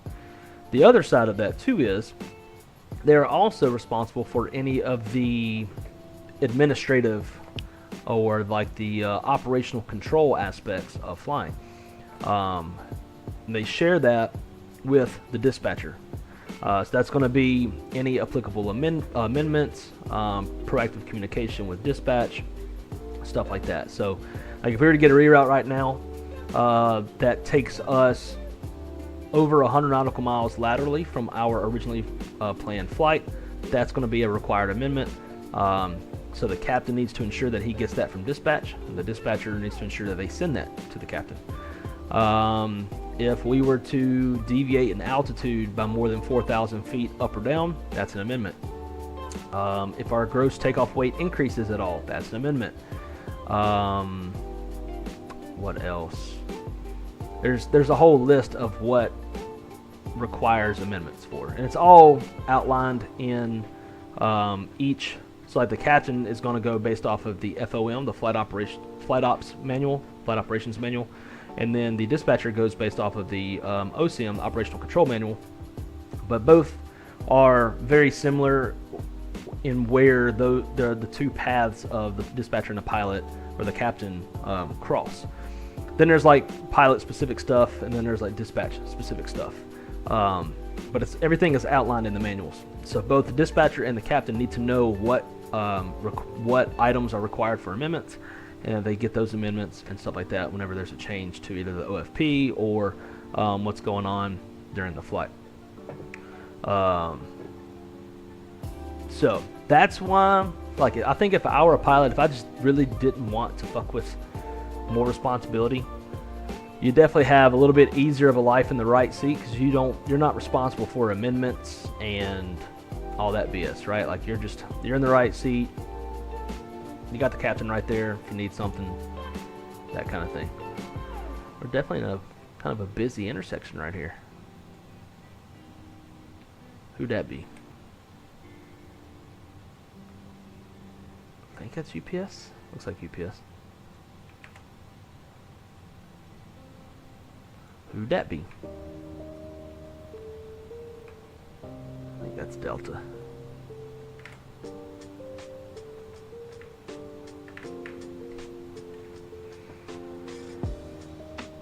Let's see. With Sim Update 15, there will be an updated G3X. So many good GA to fly in. I'm not even aware of what G3X is. I'm assuming that's something Garmin, right? Gravity said, your room is so cool. Well, I appreciate that. Thank you. I am just a big old airplane nerd. And, oh wait, I need to turn on. I forgot this. Bam. I'm just a big old airplane nerd, so I collect a bunch of airplane stuff and all my flight sim stuff. You can also see back there behind me is my Airbus throttle I'm usually flying with. It's got a McDo on it that sometimes works. And my girlfriend made that wrong side simulation sign for me for Christmas. Got a whole bunch of stuff. And some like memorabilia from Flight Sim Expo last year. Like up there behind me, I got that clock from Expo. Also is my beer huggy or my beer koozie. It's got my logo on it that Captain Shaq and his wife had made for me. Got a FS Elite magazine that I got at Expo, along with Blue Game's infamous sunglasses and a Honeycomb hat and a Jetline Systems hat. Jetline Systems are my guys that do all my PC stuff for me. A bunch of work lanyards. What else is back here? Got my coffee mug from the lovely Cali Simmer. This is wrong sides mugs, hands off, and I suffer from can't remember shit, which is very true. And then last but not least, got that picture up there. You can't really see it much, but it's a picture of my girlfriend and I in front of an EC-130 Airbus helicopter with the pilot. We went and took a helicopter tour of the Grand Canyon last year. It was super dope. So yeah, any cool like aviation shit that I get, I try to put it where y'all can see it. Just kind of add to the whole flying atmosphere. I need to adjust this light. Make me a little brighter.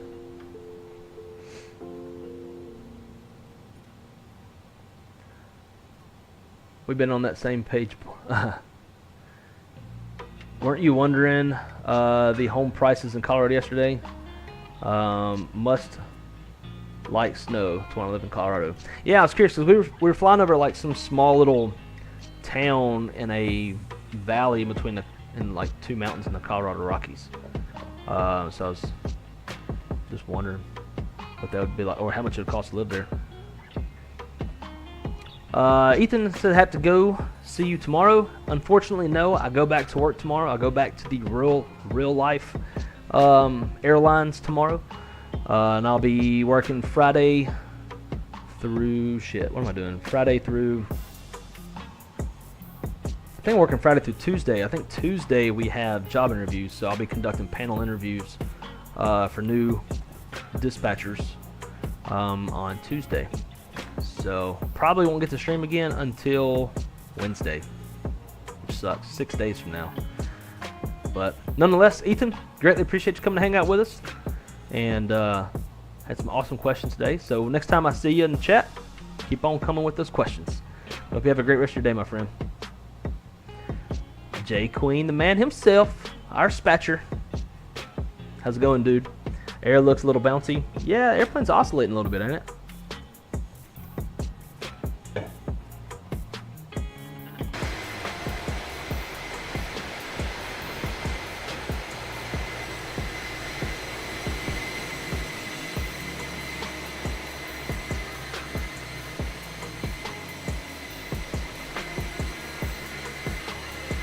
A little oscillation.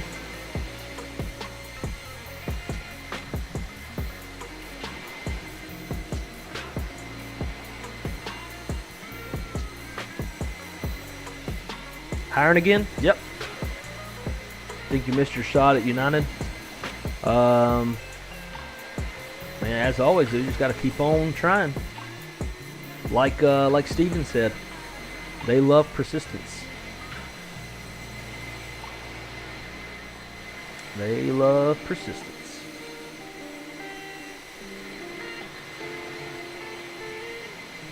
But don't give up. If we ever get a new contract, you can come on down to Florida. I hope you like fucking hot ass weather. Actually, no, you don't. We've had this conversation before. Yeah, even I'm like, if I had to live here the rest of my life, it'd be okay. But it's not where I would choose to live. I wonder if all that brown paint moves the CG aft. You know, that's a very good question, because that paint is definitely a lot heavier than white paint. But yeah, I don't know. Lightspeed, what's happening, dude? What are we doing now? We are in cruise. We are headed down tentatively to Jackson, Mississippi.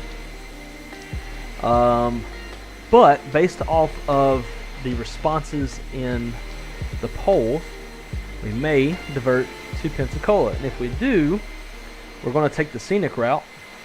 So we'll continue on past Jackson, head on down to Mobile Bay, get low, and then we'll fly down Mobile Bay, and then follow the Alabama coast to the Pensacola Naval Air Station, and then come on up to Pensacola Airport.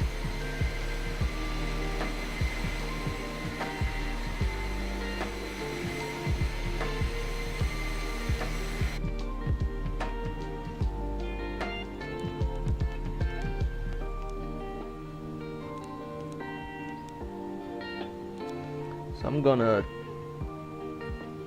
change this alternate routing in the airplane.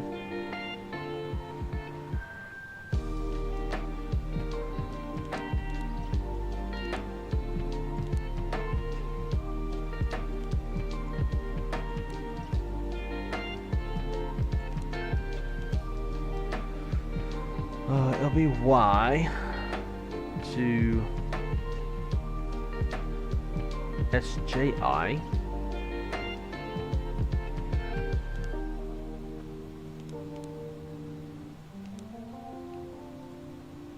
Get rid of Meridian. Get rid of Loxley. Get rid of GCV. Leave Pincy. So after SJI will be BFM.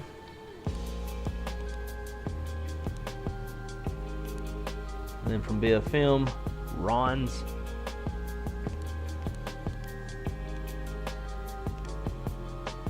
And then NPA.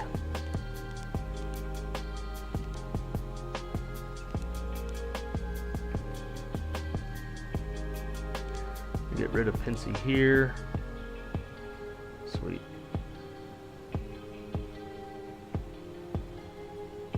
There we go. So the alternate is all set up.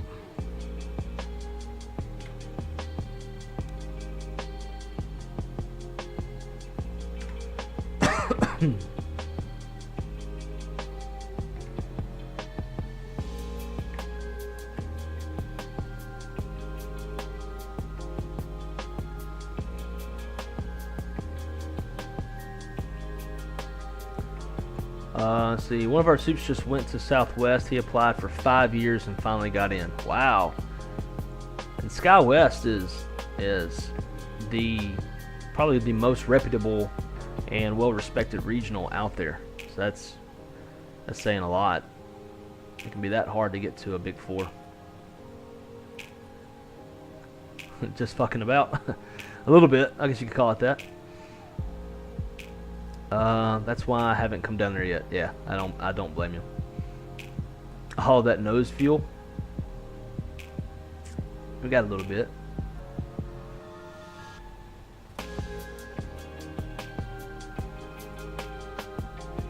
Got on from there and almost took it. Ended up in the Mormon Air Force instead. I've never heard of that one before.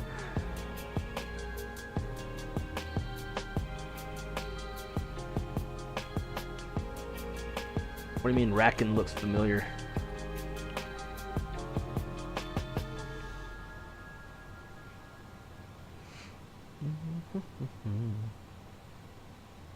Let's see. Yeah, that's how I feel about SkyWest. St. George is so expensive, but it's nice, and I like SkyWest a lot. Yeah, it sucks that regionals can't compete with the big boys. Song name. Let's see, what was that last song? It's called Daze by Harris Heller. D-A-Z-E. Like you're in a daze. Alright, stand by, guys. The girlfriend's calling.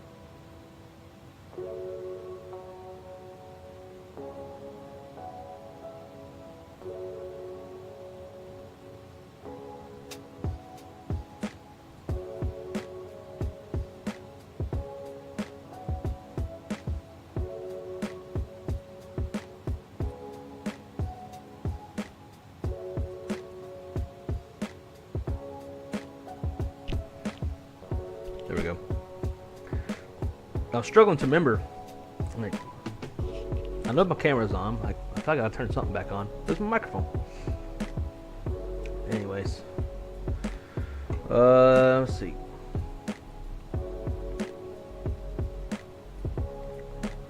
I'm gonna try and become a trainer for a $4 override in resume builder. There you go. That'll definitely help. As much as I complain about New York Center and the airports, I love the challenge. Now you can have it. I've never looked at them as a challenge. Just a pain in my ass. I think I think he sucked at testing. I don't know. Yeah, that can definitely do it. I applied for Southwest and took their test like 2018, 2019. What's that? 2018. It wasn't a hard test, but I think they were hiring 20 internal, 20 external, and there was over 200 applicants for the 20 external positions. So you had to probably place in the top 25% of the test, I would guess. Well, I'm not the best tester either.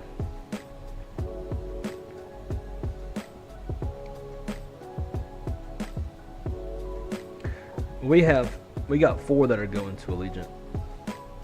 Well, it's strictly just because of the money. It was taking a minute for a new contract to get worked out, which is a pretty normal thing. You know, some airlines, it can take 4, 5, sometimes 6 years to negotiate a contract and come to a tentative agreement. Our contract has been being negotiated since I think September of last year. So on par for, like, it's still not even, hasn't been that long yet, I guess. Anyone ever fart under the blankets then pull it over? Yeah, it's called isn't it called hotboxing? I mean, I know like there's also hotboxing for smoking weed, but it's called Dutch oven. That's what it's called. Yeah. I'm not that much of an asshole to my girlfriend to do that. Yeah, Dutch oven. Yep, that's correct. Days, it's from Stream Beats by Harris Heller. I'll go back to it so you can see the album cover. Yeah, Days, Stream Beats by Harris Heller.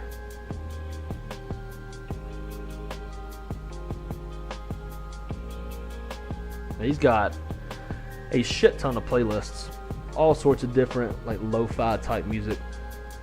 Although what I've recently found out is that I'm sharing my monetization with them for playing their, like, it's copyright free, but they still get a cut, I guess, if I'm playing some of their songs. So whatever, more power to them.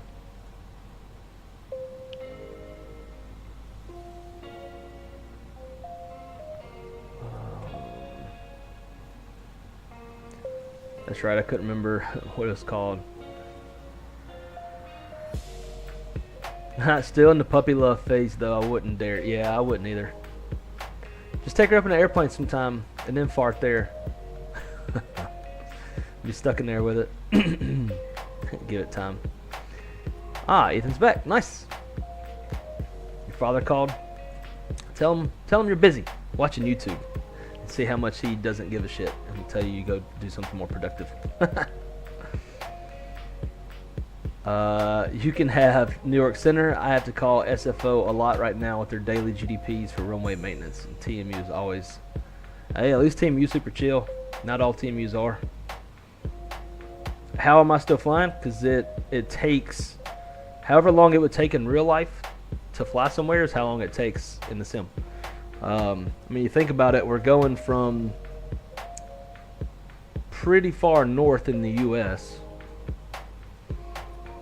and we were all the way up here in Rockford. Let's see, let me change the map style. Let's go satellite.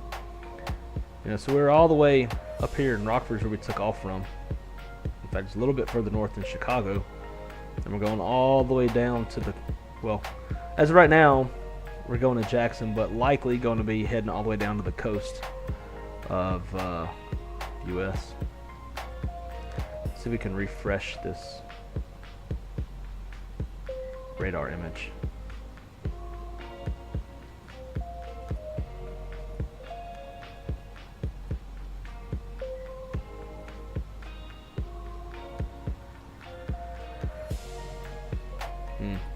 You can tell the low pressure system is up here. You can see how the precip is swirling counterclockwise. It's very indicative of a low pressure system. Definitely something that dispatchers pay attention to.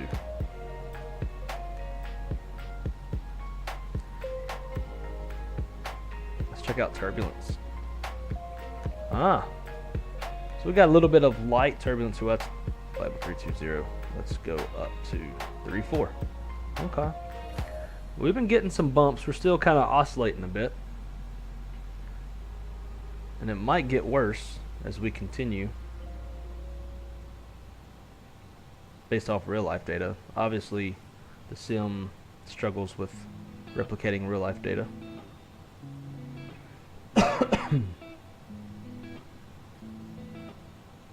Cloud cover. It's 30,000. Let's go 34. Yeah, that's about right, I guess. We're coming up on some higher clouds. So how low will we have to get to even be able to see the coast? 6,000. Yeah, so we'll probably need to get down below about 10,000 feet or so if we end up diverting to Pensacola to see the coastline.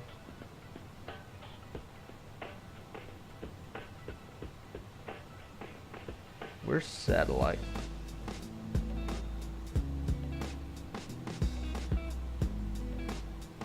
I don't have just like a satellite.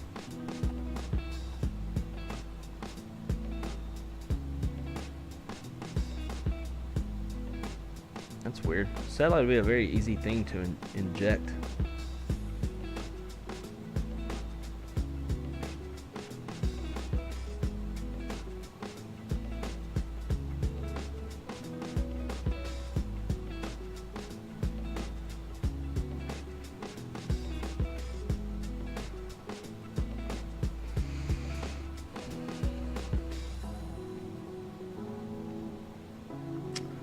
Yeah, I've thought about Allegiant since they pay is decent and it's not too expensive to live in Vegas. Their benefits just kind of suck. Yeah, I feel like these days most people don't even pay attention to benefits most of the time, other than like maybe flight benefits. People care about that. But I guess the other part for you as well is it could potentially be a pretty good pay increase. It's not too far from where you're at now. Hell, if you didn't even want to move, or if you needed to work there until your lease is up, you could probably commute. And Allegiant would probably look good on a resume as well. You know, when you're dispatching A320s, I think that gets a little bit more like visibility on a resume versus CRJs. Or at least maybe it's just taken like a little bit more serious. Ethan. So yeah, I've got a PS5. I bought one for. Actually, I have a PS4 and 5. But I bought one for my girlfriend. She likes to play Call of Duty sometimes. So I don't play on it much. I predominantly use my PC, but we do have one. Lightspeed said, I know a dispatcher that farts in the cockpit and turns on the restart fans, closes the door, and lets the pilot die. That's kind of funny. So, from what if I remember correctly, I was jump seating on a CRJ 200 one time, and somebody in the back of the airplane, I guess, dropped a big shit in the lab, and we could kind of smell a little stank. And so the captain turns to the FO and is like, either you shit or you shit. He points at me, and I was like, I didn't shit, and FO's like, I didn't shit either. The captain was like, someone must have took a big shit in the lab. And so, with the way that the air conditioning system and like the packs and the pneumatics in the CRJ, if they shit in the back of the labs, like some of that air gets ingested somehow, and it's like gets pumped up to the cockpit. So I think like one of the packs is for the cabin air conditioning, and then the other pack is for the cockpit air conditioning. So I guess it's probably engine 2 pack, since the lab is next to engine 2, and it gets pumped up into the cockpit, and you smell like a little stank.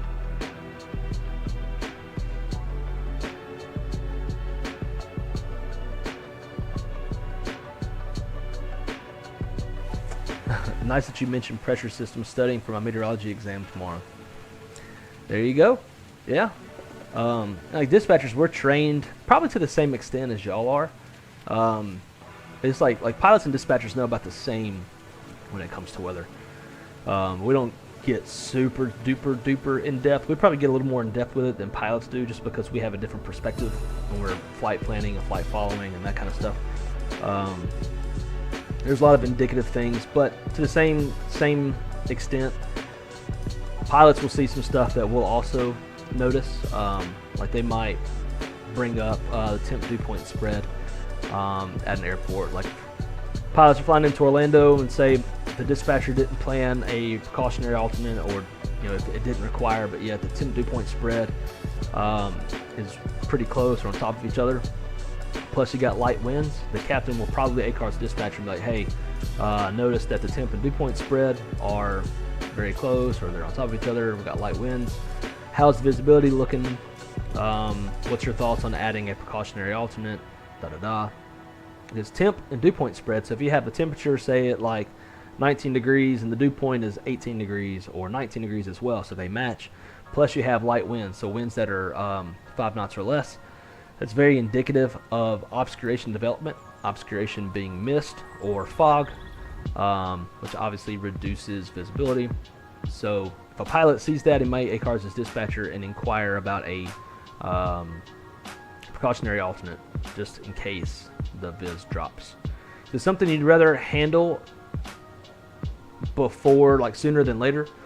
Because the last thing you want to do is be like, oh shit, the visibility just went down to a mile in Orlando and the pilots are like on descent. It's not a whole lot of time to get their feel on board from the pilots, run the numbers, and then send them the burns, send them weather and NOTAMs for whatever alternate that you choose, as well as an amendment. So there's a number of items that have to happen, and it takes a little bit of time, and you would rather get all that coordinated sooner than later, because you don't want to be bothering the pilots and getting them a little more task saturated than need be when they're on descent to their destination.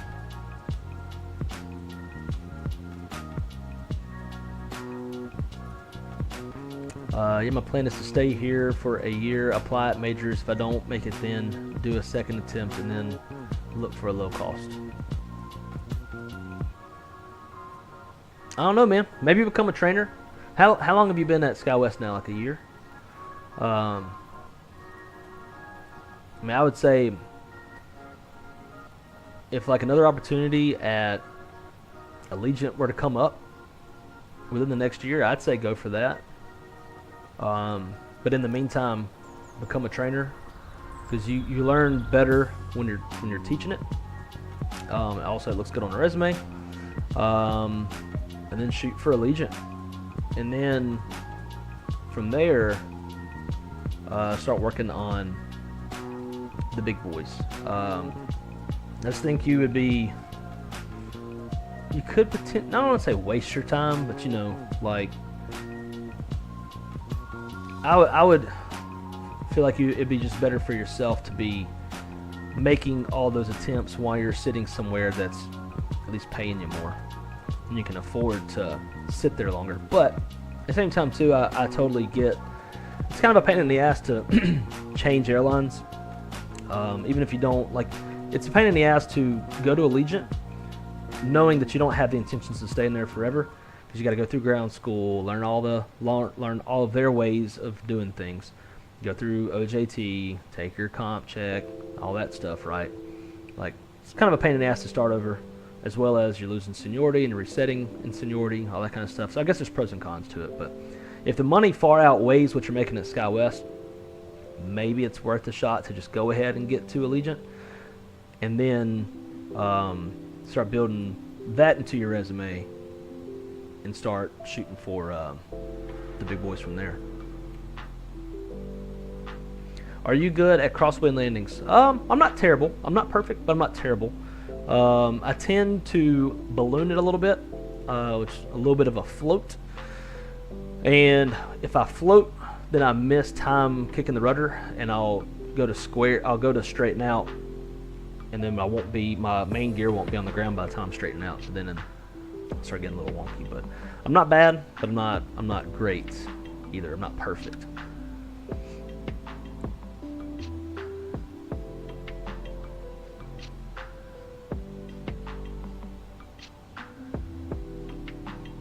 Round trip? No, I'm not going to have enough time. By the time we get to either destination, I won't be able to. I got a few things I need to do around the house too before Crystal gets home, so we're going to go out to eat when she gets here. I got some dishes I need to do. I cooked spaghetti last night. I need to go clean them dishes. Oh, actually, I need to FEED the DOGs. It's 15 minutes past their DINNER time. Captain's Inside, my Discovery flight is next Wednesday. Nice. Well, maybe it'll sink the hook like a starving catfish, and then you're really gonna be screwed. All you're gonna want to do is go fly and spend a lot of money on flight school. Fires, good afternoon, my friend. Or actually, I guess good early evening to you. Welcome, welcome. Just good to understand all of what you just said. Yep. Yeah, because it definitely can help you be proactive as a pilot and not get put into a bad situation. You guys send in air amendments? Yeah. We will edit the release for our records, but we just feed info via ACARS rather than a full amendment. I mean, for us, an amendment is nothing more than, let's see.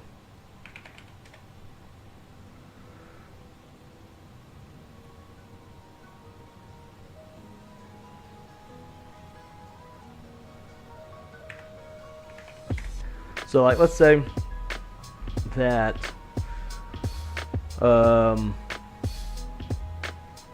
we were cruising at, I don't know, 40,000 feet. I don't know if this airplane can do that, but let's say we were cruising at 40,000 feet and the rides got bad, so we descended to 34,000 feet. The pilot would inform the dispatcher, and the dispatcher would say, let's say we haven't had any amendments today. Amendment 1, the time is 21:19 Zulu. My initials are Bravo Romeo. You could word it however you want. New cruise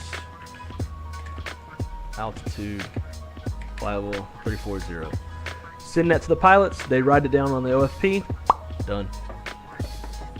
We don't have to go into the software. It's good practice too, because if you're going to turn the flight over to another dispatcher, then they can see the change, but they can also see the amendment as well. They can go, if they get like another altitude change and they go down even lower, the dispatcher can see that the amendment was sent, and they'll know from seeing that they're already amended to flight level 340. But you can also put it in the software, run a calculation so that it sticks, and then the dispatcher can see that and they can make further adjustments from there. Doesn't really make much of a difference either way. But yeah, that's it for an en route. In fact, that's really it for amendments, whether they're on the ground. Now, if it's something substantial, that it would be smart to send all new paperwork, we could do that. But if it's just an amended altitude or an amended route that's not too crazy, we'll just do everything over ACARS and just one quick and easy little message. Separately, if the pilots wanted the burns, we could send the burns separately. We could do like a consolidated burn, or we could send the full detailed flight plan. But as far as the amendment goes, it's just pop, done.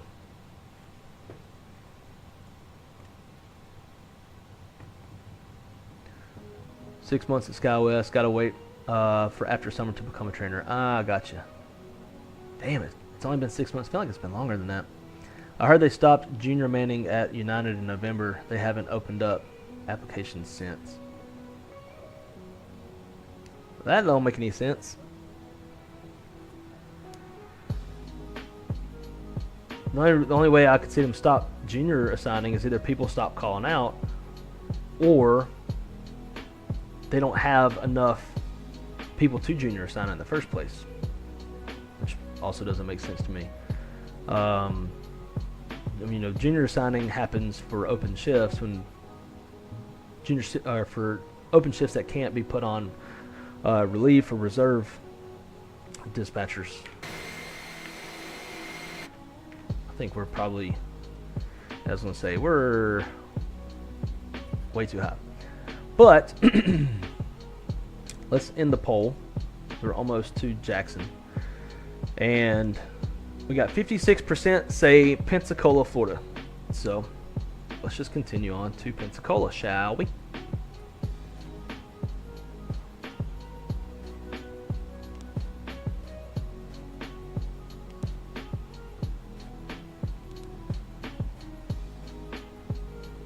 Or can we do this?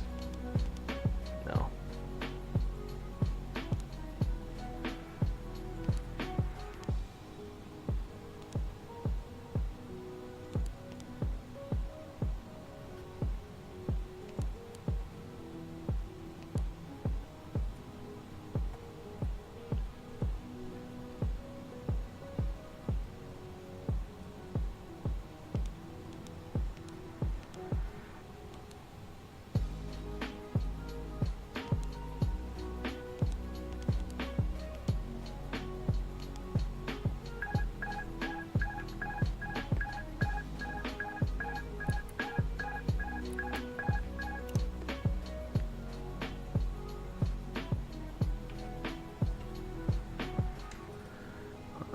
Flight plan.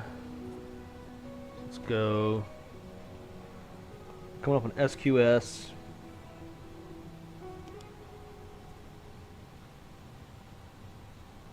That's damn cute.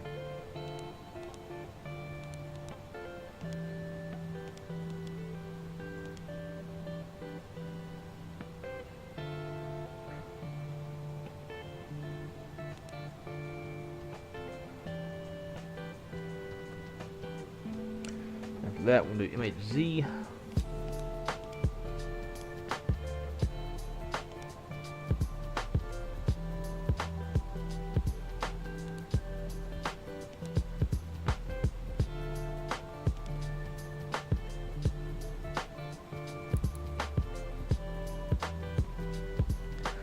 Alright, so we're back in the nav. From there, go LBY.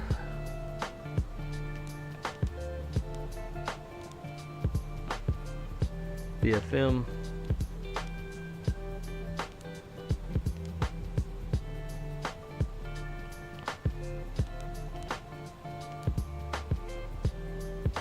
Rons.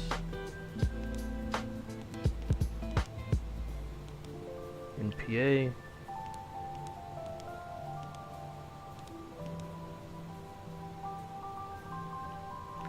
And let's go Pensacola, Star, none, ILS 17.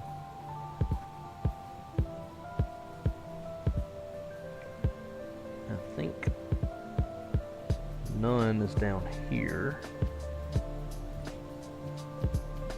Yep. Do that. Insert.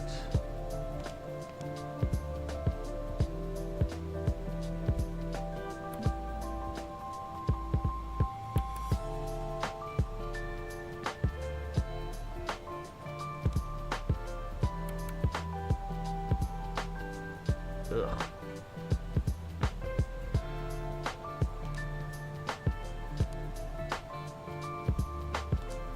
It's got Brent in there twice, which is stupid.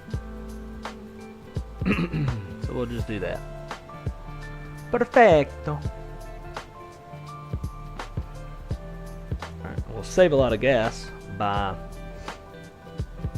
just overflying Jackson.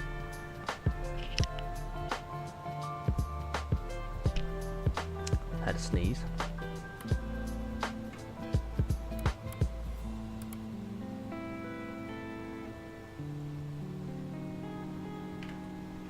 Alright, and then I want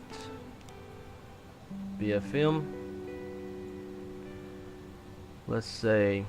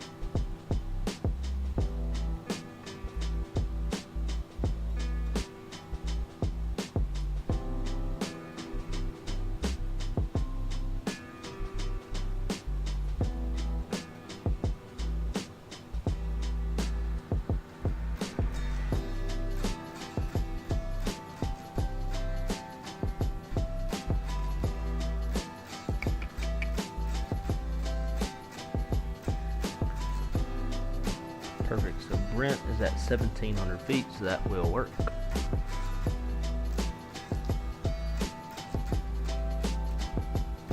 Why is it not taking 2,000? Oh wait, I didn't put it in, that's why.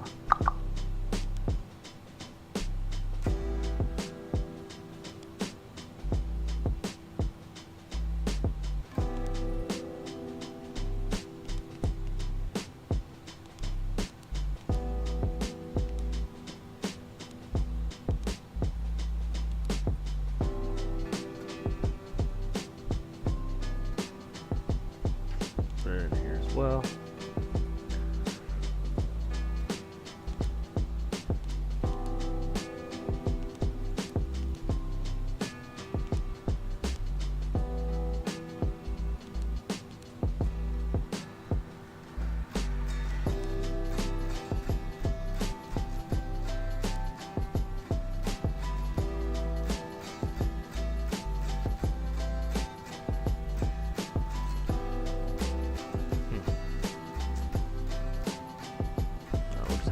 Intervene on that one. So it's going to want to climb back up to at or above 2,600 feet. So we'll just stay at 2,000 ourselves and then join up with Brent 1,700.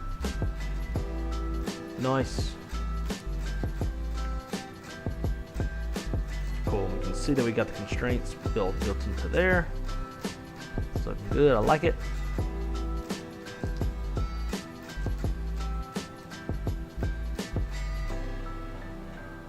See if there was any landing shit.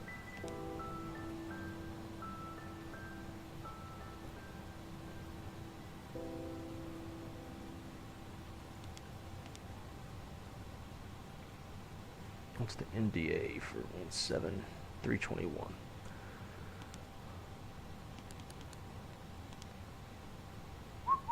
Nice.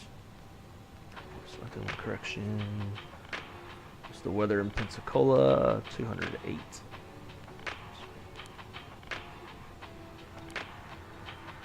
All right. Top of descent is about 80 miles out, so let's brief what we're going to do real quick.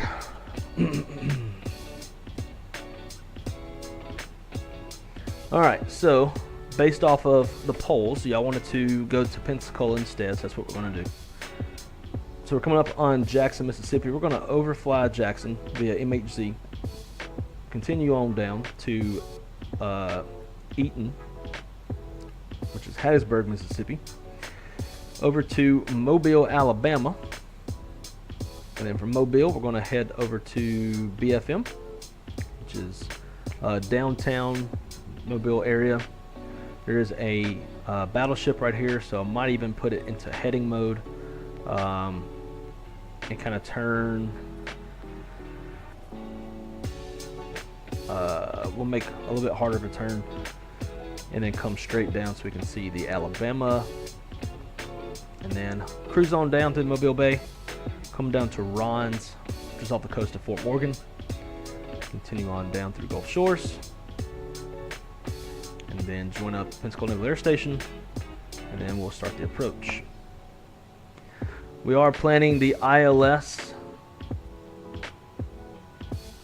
to runway 17. So this is the 11-1 11-1's effective 3rd November of 2022. It's ILS runway 17. Frequency is 111.1. Final approach course of 169. We'll intercept the glide slope at Brent, 1,700 feet. Our MDA is 321. Touchdown zone elevation of 121. Change this because I'll forget.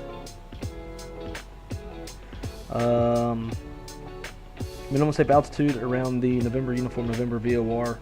The direction that we're going to come from, actually it's going to be, we'll be passing through both, so 18 to 3,100 feet. Missed approach altitude, we're going to climb to 600, then climbing right turn to 3,000, direct non-VOR and hold, continue climb to 3,000. Transition altitude is 18,000 feet. We have a standard 3-degree glide slope. We have Mauser approach lights with PAPI on the left. For this approach, I'm guessing this is probably a Cat D aircraft.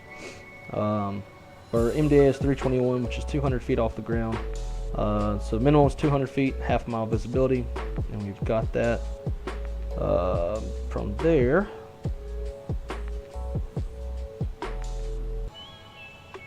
come on, coming in on runway 17. I cannot write on this thing.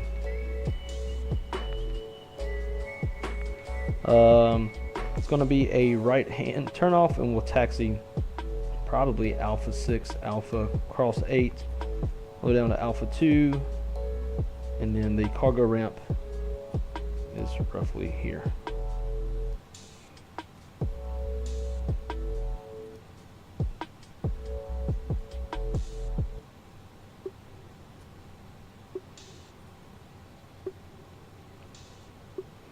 And last but not least, for runway 17, we've got high intensity runway lights. We have a special note here to activate on 119.9. The tower is in op. That won't be the case, don't have to worry about that. We also have a note for runway 1735. The runway is grooved. Mauser light, we're sitting on lighting, Mauser lighting, touchdown zone lighting. PAPI on the left has a 3-degree glide slope on the PAPI. RVR is reporting 6,002 feet of runway is available from the glide slope, and it's 150 feet wide. Let's see, do we run into this hot spot? We do. So where that intersects, we've got be alert for multiple taxiway and runway crossing points surrounding the intersection of 1735 and runway 826. Sweet.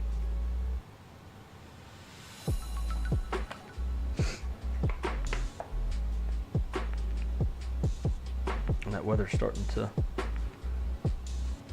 move in. So maybe we'll get some rain as well.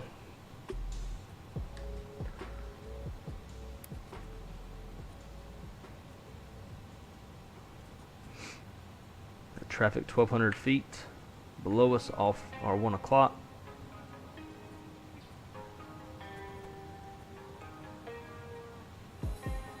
See if they come into view. See them on the TCAS here. They're coming right at us. It looks like they're descending 2,000 feet low. There they are. Who'd that be? Oh, that's a King Air. Ha! That's kind of cool.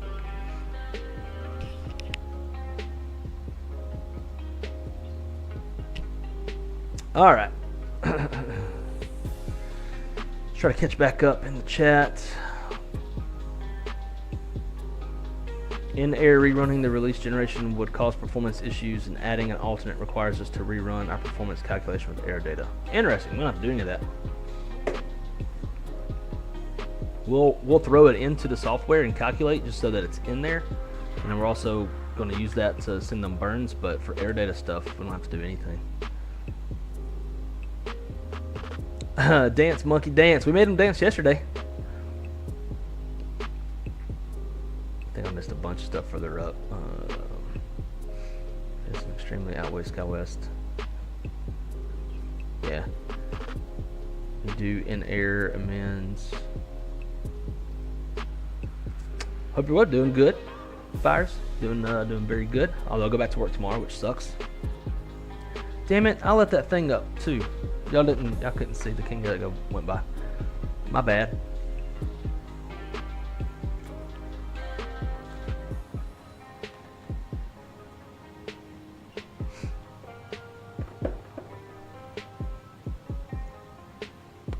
But anyways, waiting for the 777, so I know the Max is soon. Yeah, I'm ready for both of them. Probably more ready for the Max than I am the 777, but it'll be nice to fly the 777, have something different, and a decent wide body to fly around too. We can run numbers without generating a new release. Same. And I think we're about to go to paperless-ish OFPs. Or packets. Like they'll get the OFP in paper because they take notes and they do a bunch of stuff like that, but the NOTAMs and weather and all that kind of shit's going to be on their iPads, so that'll be pretty cool. I just posted sim pics. Nice. I'll take a look.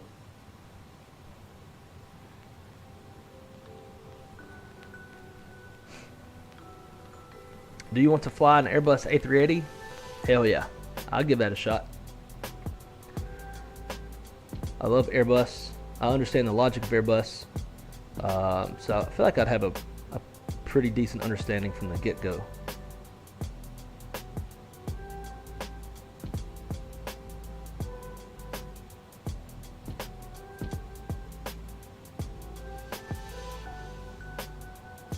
Lightspeed's flying that 300 too. But nice. Is yours X-Plane or are you in Microsoft Flight Sim?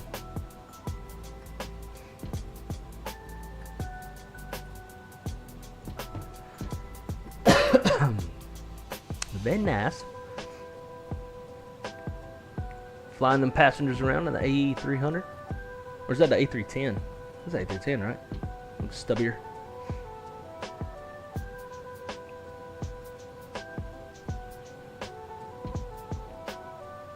I was told by one of the people who just left for UA is that they are only doing like 2 more hiring classes this year. They are going to recruit hard next year. So one of our trainers, one of our dispatch training instructors who was phenomenal, left Spirit, went to United, and apparently fucking hates it, says it's extremely toxic over there, and it's a bunch of drama and childish bullshit. So who knows if the grass is truly greener on the other side.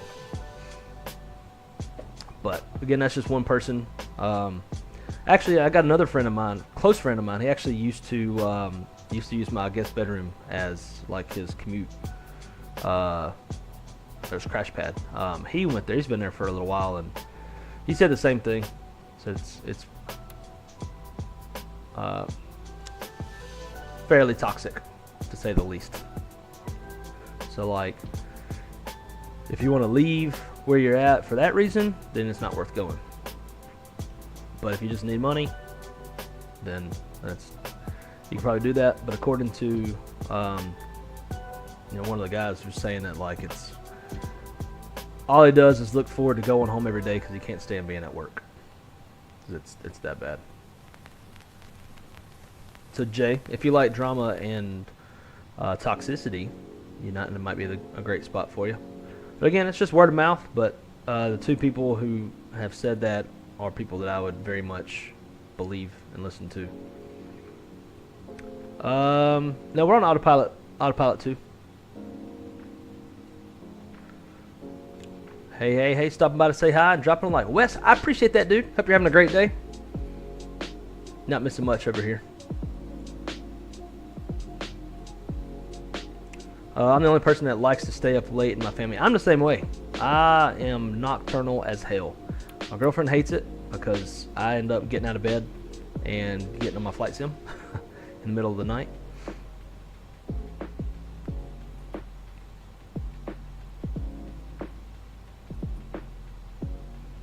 BFM, basic flight maneuvers. No, it's Mobile downtown. It's where Airbus's United States final assembly line is located. I just had a brand new airplane delivered from there yesterday.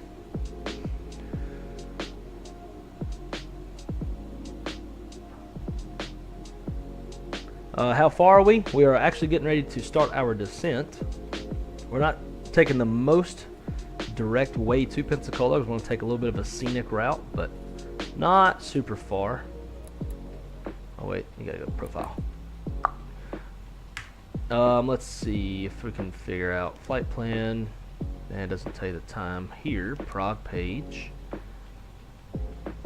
So 193 miles left. I would say we'll probably be on the ground in about the next 30 minutes.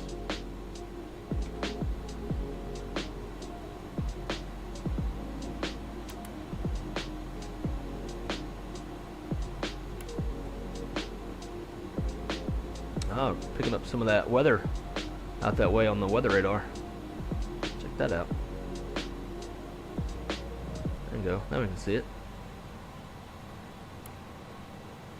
Haha, look at that. See, it's bullshit. I get it.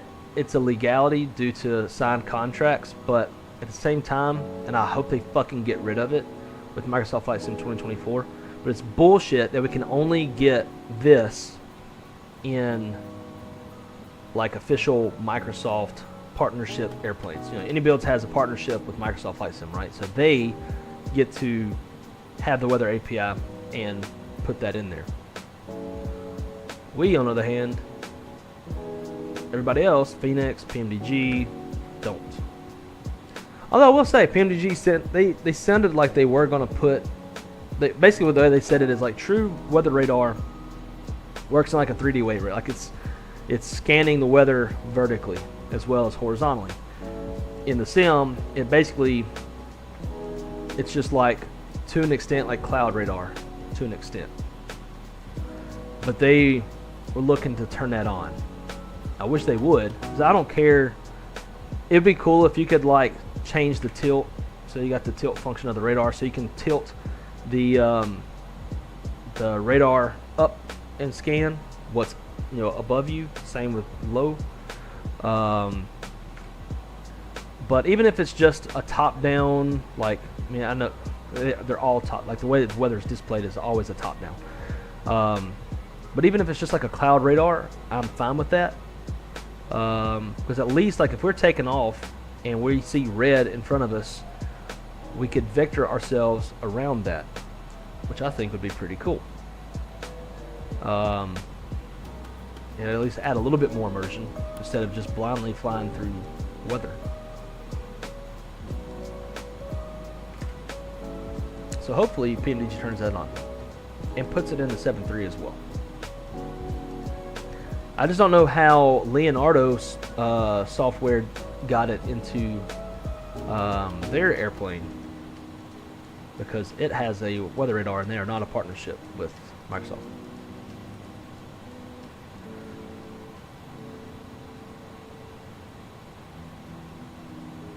It's so long. Yeah, part of the flight sim streaming stuff, right, is just for all of us to be able to hang out in the chat and talk.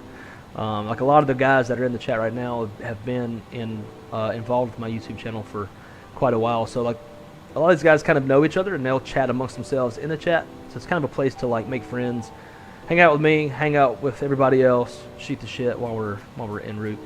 And also like if I ever have any special stuff I can show from my real life jump seating, I can. Let me see if I can find. I got some videos from landing in St. Louis. a while back. Maybe I can show some of that while we're on the descent. Where is the search function on this thing?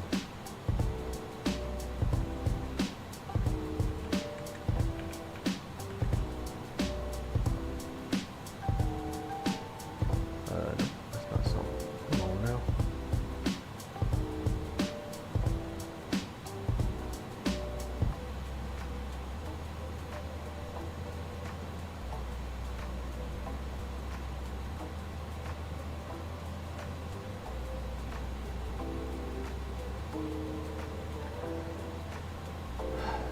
Does the online version not have the map?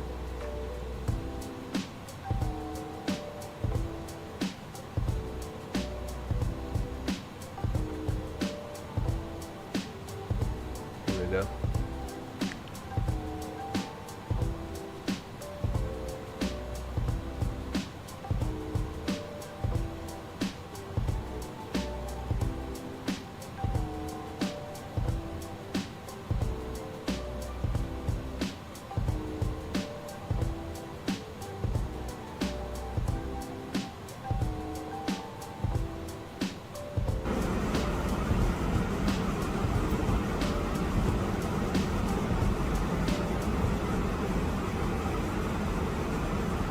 See the traffic outside, then you can see them on TCAS. So there's the traffic.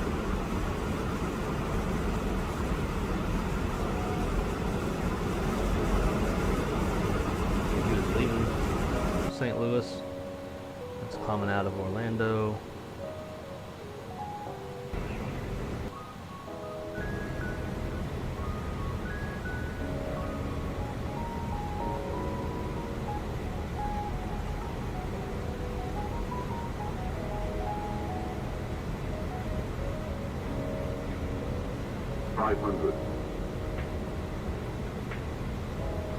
Hundred above.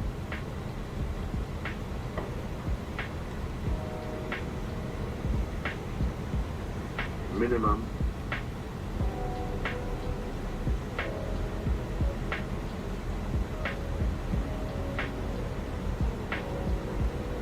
$200.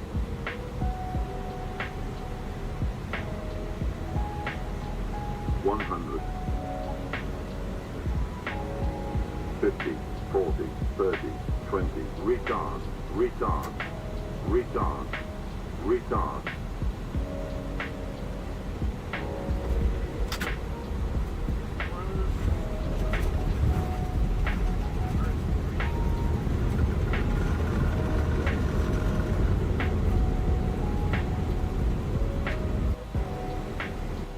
There you go.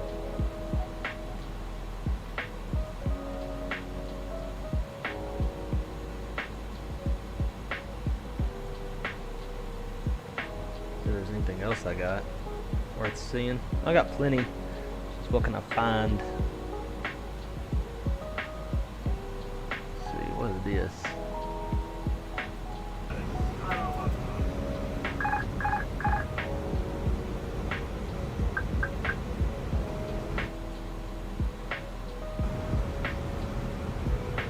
This is St. Louis. What was the last thing I was just watching? Yeah, that's St. Louis. That building right there is where I started my dispatch career. 500.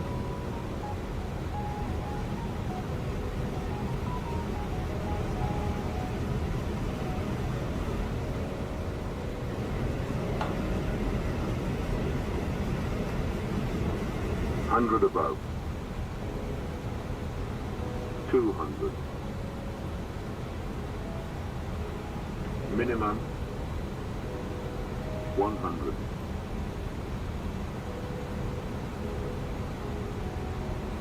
50, 40, 30, 20, retard, retard, retard, drive.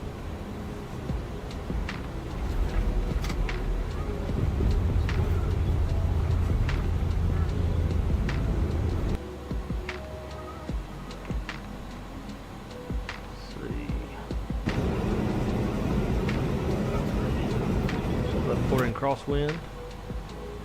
downtown St. Louis. Arch. Been down there a few times. Cardinal Stadium. The Mississippi River.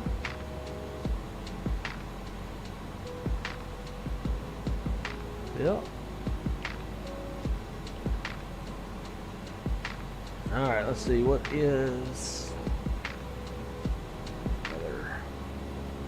3004?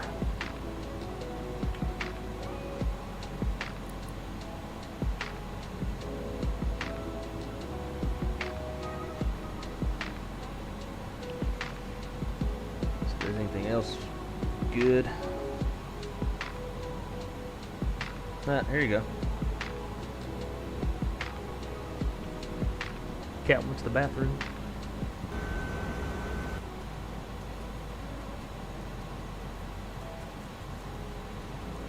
Yep.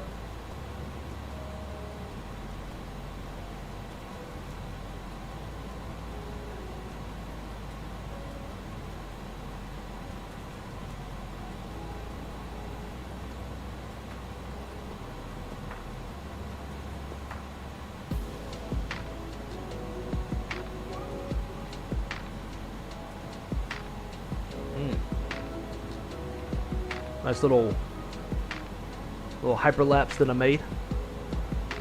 See that little shelf cloud.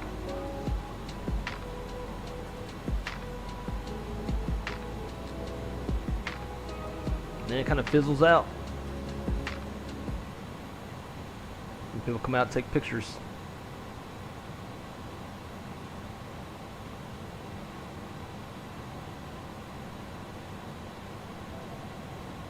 They asked to take a picture with their dog. That's funny.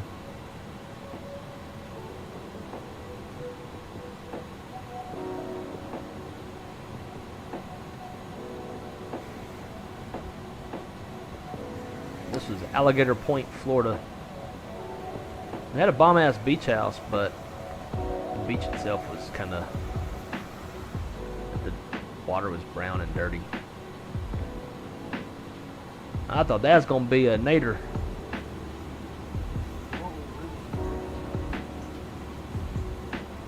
But it didn't turn into nothing. There's my dad. There's my mom. Little family vacay. Took out a pontoon boat. On a pontoon. That's me. My titties are out. Pardon my titties. That's my mom. We've been drinking, having a good time. My girlfriend reading a book like a nerd. Yep.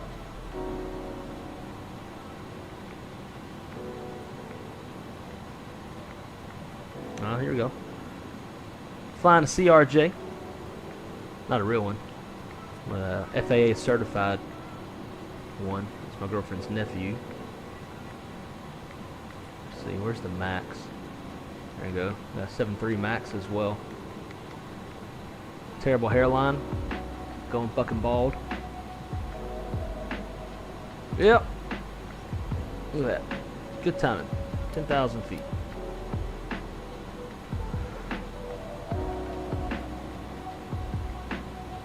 Coming down.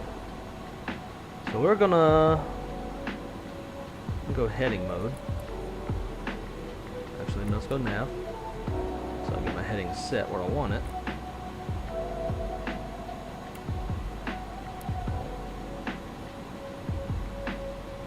Alright, now let's go heading.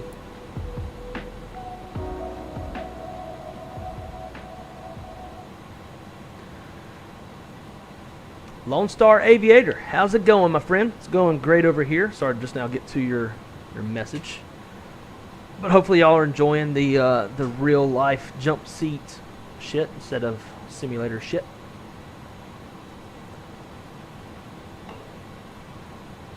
We are going to be taking the scenic route. And so I have a mod for Mobile, where it's like a little bit more accurately higher def satellite image rendered city. And I believe next month, the guy that makes this, I think it's called Enjoy It Fly. It's on flightsim.to. He's also making Gulf Shores, Alabama, and Orange Beach, Alabama, which is what we're going to be flying by today. So hopefully, next month we'll be able to take even prettier scenic routes. What RMP cat can 320s do, like RMP 0.3? The only cap we do is on our ERJs. I want to say, I'm not the most versed in RMP shit, but I want to say 0.1. I think. Put the paperless. We're in the talks to move to a new dispatch software soon. We use Sabre now. What other software are y'all looking at? Is it Flight Keys?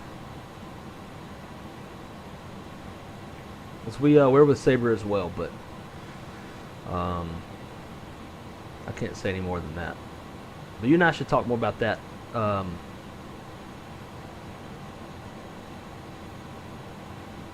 In like Discord or something.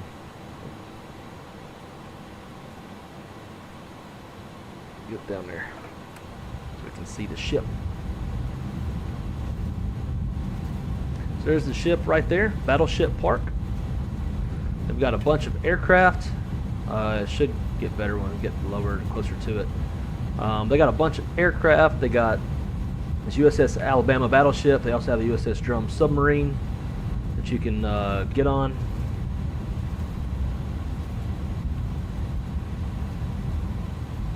It's a pretty cool place. I got pictures of it actually, like real life pictures. Pull those up.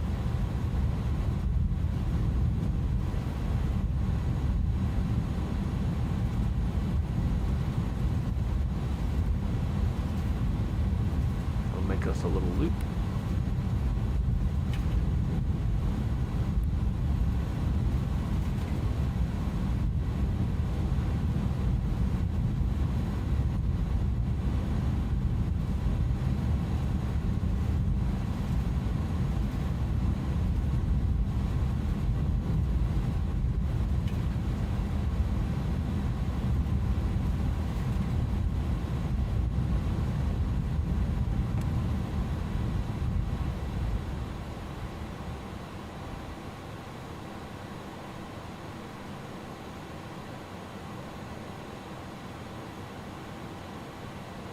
Good thing I planned some extra gas.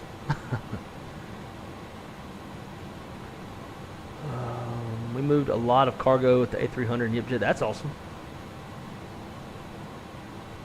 Ah, Microsoft. Okay. And sometimes, like if there's no like ground, like you can't see the ground in pictures, it's hard to tell which sim it is.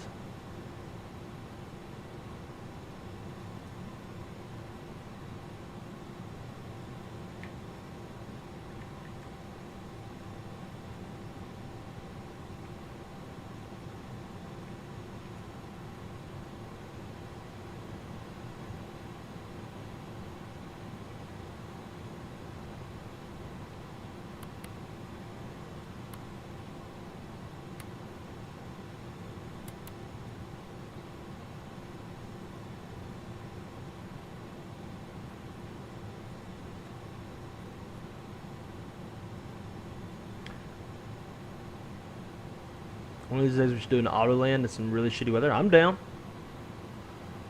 Sounds like a good time to me.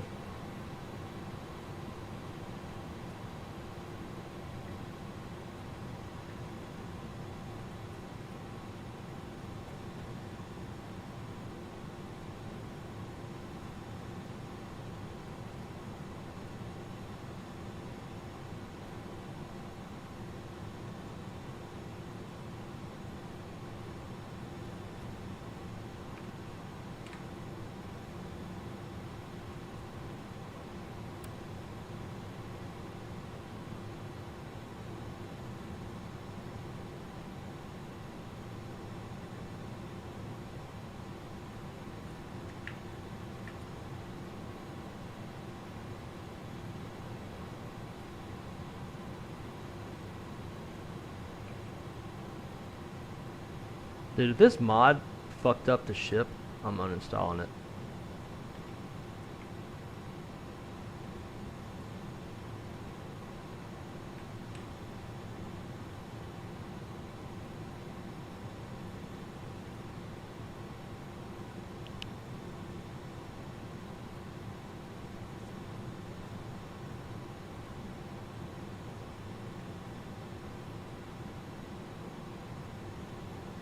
Daytime flying or nighttime flying? We are daytime flying. But which would I prefer? Probably daytime so I can see more.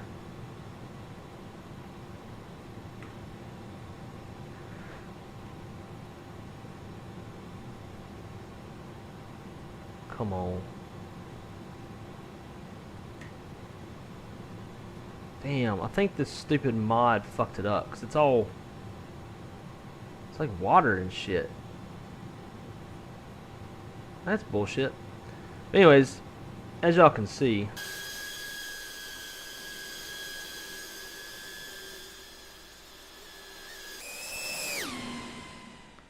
I'm gonna come down there to it.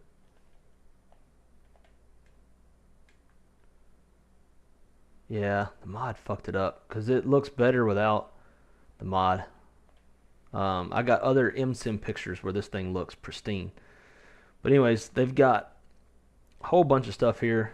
A bunch of World War II airplanes, B-52, that stuff. That's the USS Drum, which is a submarine you can get on. This must be an old satellite image because this is a hangar full of shit, and the SR-71 is inside the hangar. Yeah, so I'm kind of jacked that up. And then up over this way is where the Airbus final assembly line is.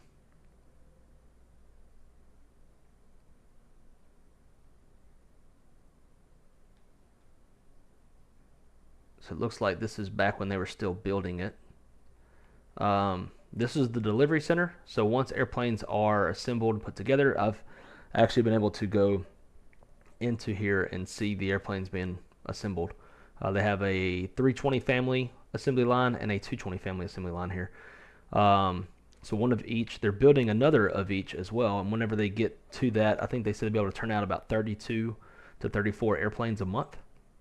And then once they're done being assembled, they come out, they come over here to the delivery center, and then the customer will pick up their new airplane and then take it out, take it home. So this is where my new airplane came from yesterday.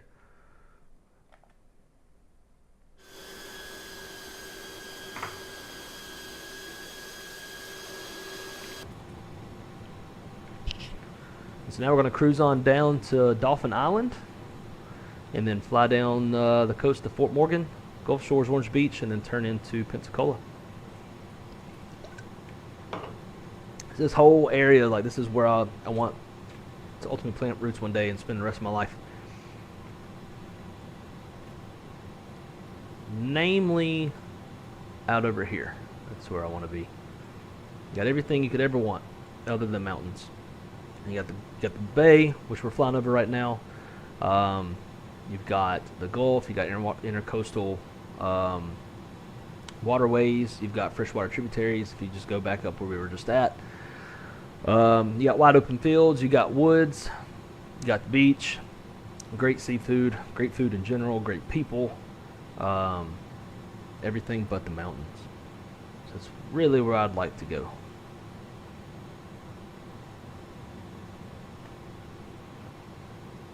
Alright, so Dolphin Island is right out here. So if we want, I got a Payware airport for Dolphin Island as well. Let's go mini charts. Nope, that's big charts. So you can see we've got Dolphin Island right here, heading that way.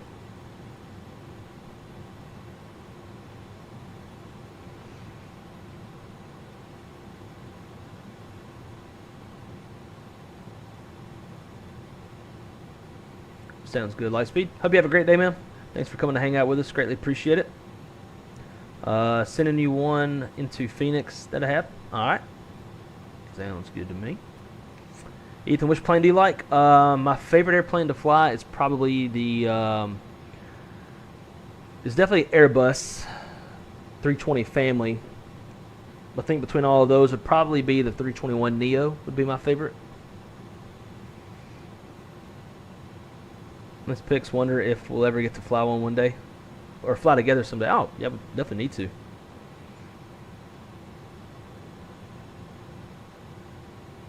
Yeah. Okay. Yeah, well, definitely. We need to talk about the software stuff behind the scenes. Are you landing? Am I the only one in this chat? No, there's a gajillion people in this. No, I'd say gajillion, but there's a lot of people in the chat. You don't see everybody else's messages in there? No, yes, I am not. But no, not landing just yet. I'm gonna overfly Dolphin Island and then start turning towards the airport.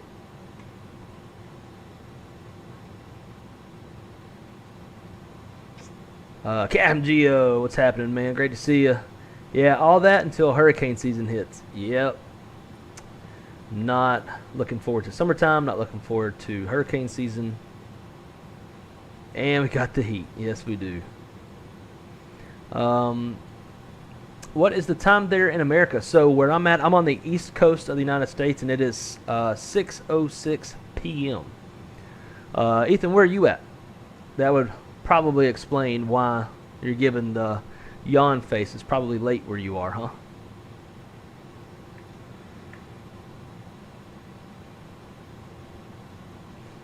Alright, so here is Dolphin Island. There's not much out here. There's a lot of beach houses. But other than beach houses, and probably a great vacation spot for the beach, there's no like nightlife. There's like a couple restaurants.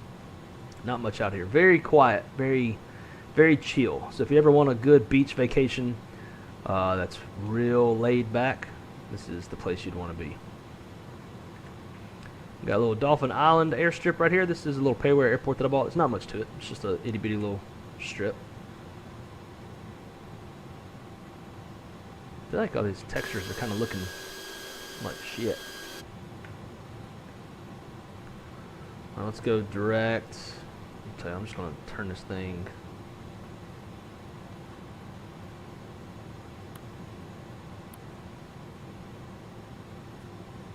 Let's go 090. 100.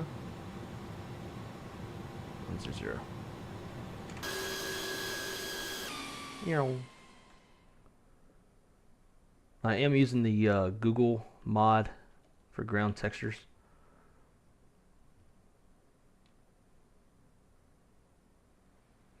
There you go. I was going to say, is it looked like shit from higher up. When you get closer and everything loads in, you got this cool little airstrip. This chick out here wanting to meet a pilot to call her boyfriend so she can get free flight benefits. It's a cool little airport. Me and Callie Simmer have flown out here in some small airplanes, and we would land out here in Fort Morgan and use our camp out mod, post some tents, and just chill, talk on Discord.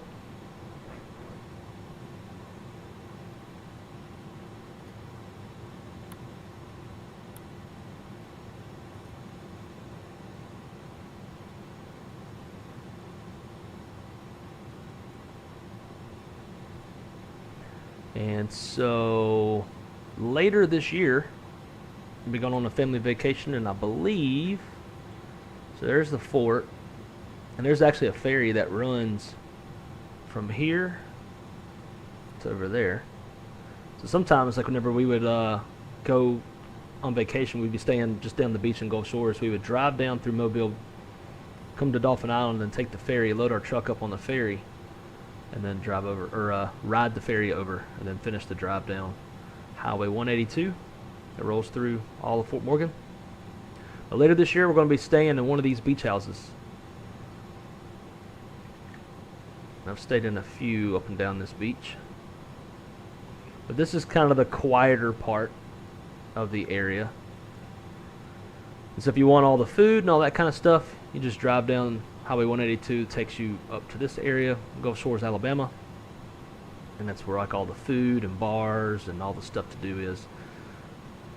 But if you want like to be away from the hustle and bustle and all the people and the tall, 20-story condos, all those are down here. Although they're not, this area is not satellite rendered by Microsoft, so that's why I was saying that. Hoping next month when the guy that makes the 3D mods or the satellite rendered mods or whatever, they will have Gulf Shores and Orange Beach done, so then we'll actually see all those super tall condos and stuff of that nature.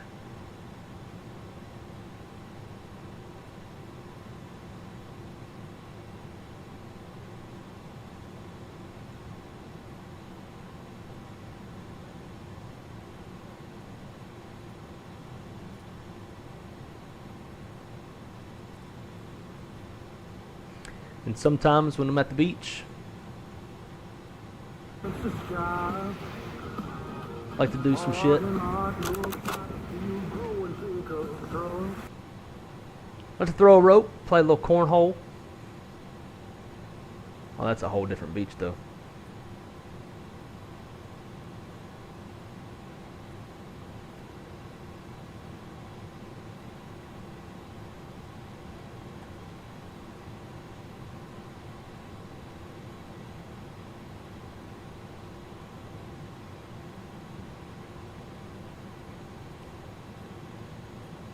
Now we're starting to get into the Gulf Shores area.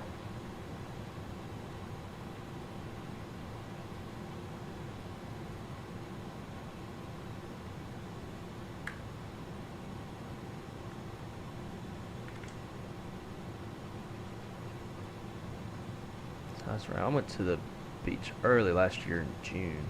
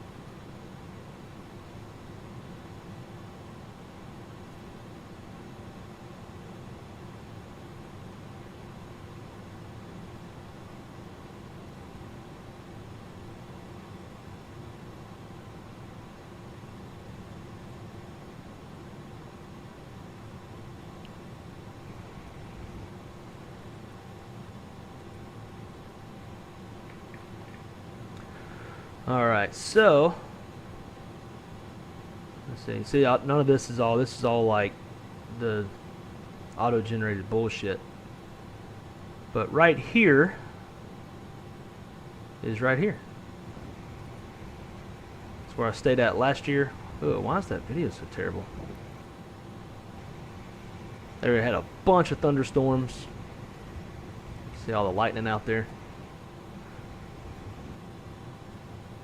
Get out of here. We had pretty big ass tornado get pretty, I don't say big ass tornado, but we got a tornado get pretty close to us. This was shortly after it. This was so here's where I was at. There's the tornado warning headed our way. The tornado was rain wrapped inside of all of this. It was crazy. It was the type of condos that you see up and down the beach. Awesome spot to go on vacation. Super chill. Ate some seafood, watched LSU play. That's the girlfriend. Malmatus clouds. That's important to dispatchers. When we see Malmatus clouds in the remarks of a METAR, it's probably some bad weather afoot.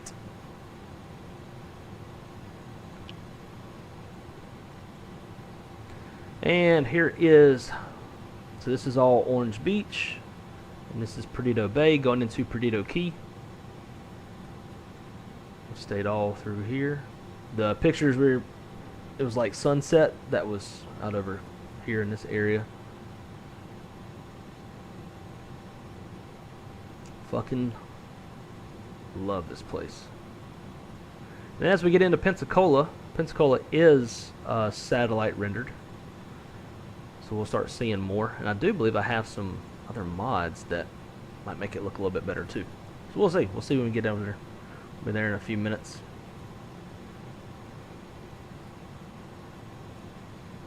Never thought I'd see another South African in chat. Ah, oh, okay, nice. Well, Kieran, maybe because you're in the chat, that brought Ethan into the feed. 12:07 p.m. Oh, you're not tired? Okay, good. We're almost there. Again, we're just taking the scenic route. But that would be bumpy as shit in real life. 2,000 feet, 200 feet. No, probably not. Not over the water. Usually, air over cold water, cooler water, is a little bit smoother. This time of year, the water would be pretty cool. Now, if it were like September, the Gulf can kind of be as warm as bath water. So maybe then it'd be a little bit bumpy. But when you get over land and you start getting all those thermals, that's when it starts getting bumpy. I've done some flying in Florida, and like that was always like our first goal: get over the ocean, get smooth rides. And as soon as we get back inland, got the shit kicked out of us. I'm like the only person's up. Yeah, I would be the same way. No, I'm awake, getting ready for work for the night. Yeah, I figured. Always got that night shift. Image Seeker, what's happening, my friend? Great to see you, dude. Coming in just in time. We're about to be making our approach into Pensacola as we take the scenic route. So we're coming into the Pensacola area now. I got videos crossing that bridge. I love crossing this bridge because when you're coming south, you can't see anything of the beach. And as soon as you get to the top of that bridge, whoa, you see the ocean, you see the beach, see these. There's some really beautiful condos down just behind us in real life. Love it. And so this will be the first time I've seen some of the mods that I installed. So I'm going to come right down to this downtown Pensacola, or the not downtown Pensacola is over here, Pensacola Beach. So we'll hit this beach and then turn north. We got Pensacola Naval Air Station over here. This is the home of the Blue Angels. And there's a kick-ass naval aviation museum. I believe that's it right there. And some of these mods aren't that great. Or you got to get really close.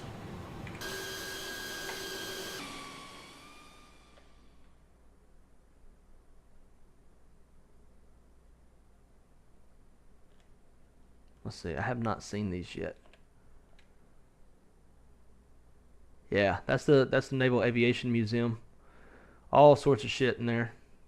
Definitely worth going to if you're ever in the area.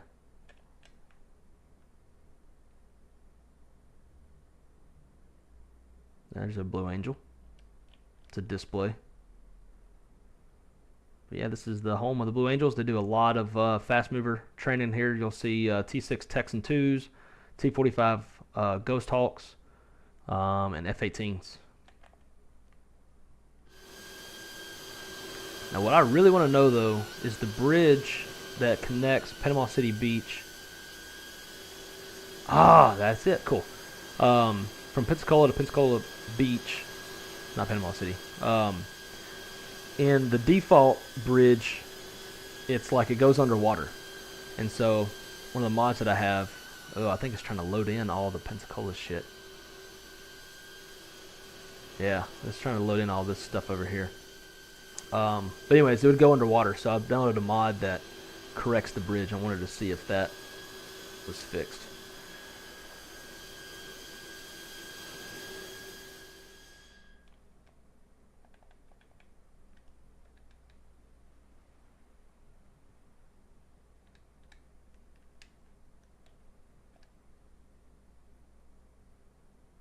But this is about what Gulf Shores and Orange Beach, Perdido Key looks like. Lots of high-rise condos, lots of beach houses.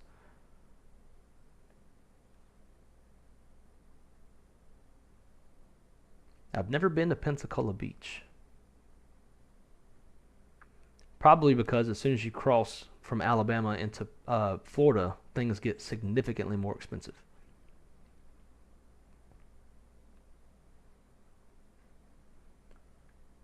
Huh, there's our airplane.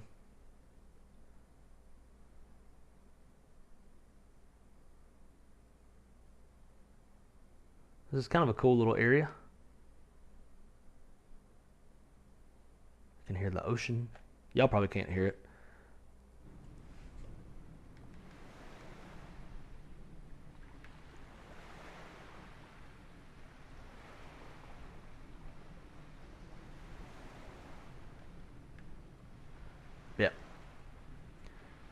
If you like beach vacation, should definitely check out the Gulf Shores area.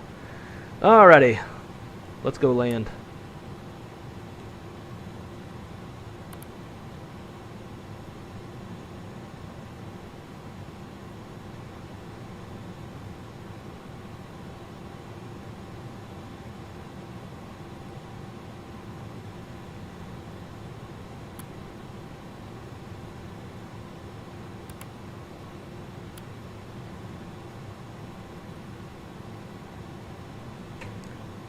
So let's see.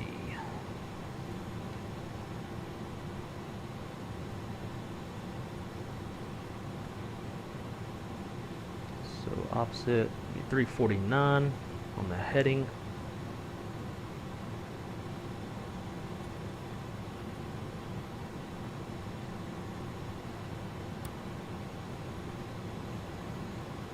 There we go.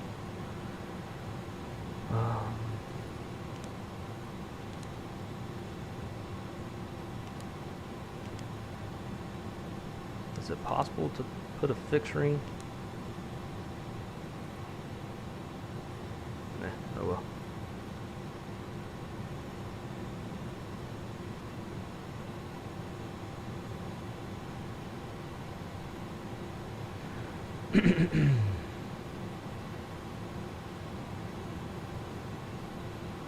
Jacqueline said he went to Navy.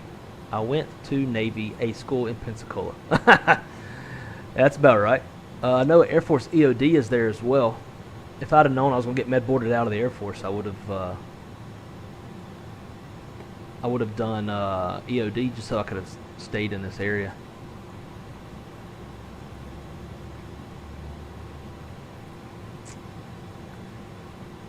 Is that ice on the wiper? I don't believe. I think it's just like a old ass, like, you know, wear and tear and grudginess. Ah, Ethan speaks Spanish. Hola, hola, mi amigo. Se habla español, sí. Stupid autocorrect. ¿Qué? But Andrew, what's happening, man? Great to see you, dude. You working tonight? You at the house chilling? My Spanish is also better in Italian. There you go. Afrikaans is hard for me. Is that a real language? I've never seen that before. Ik kan. Yeah, I am about to try to. Blake would have been a bomb tech, probably. Now, like, whenever I went in the Air Force was right when the Hurt Locker came out. So would have been a little freaky to go be EOD then.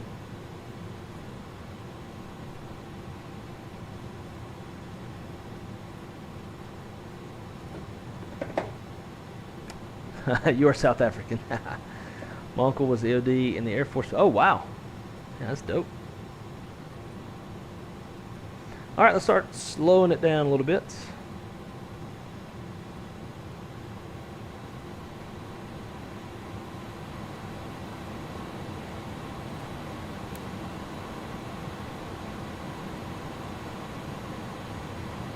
Yeah, see, now that we're inland, see how much bumpier it's gotten? Go auto brake. Let's do auto brake medium, 6,000 feet.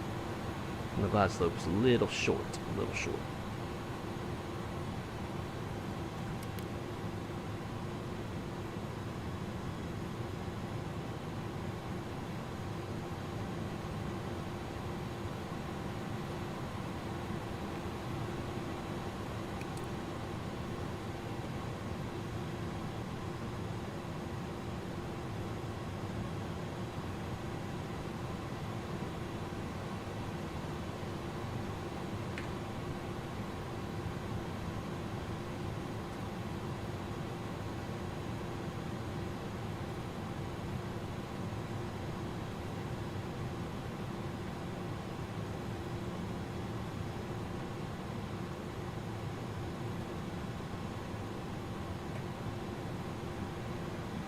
Setting up the ILS.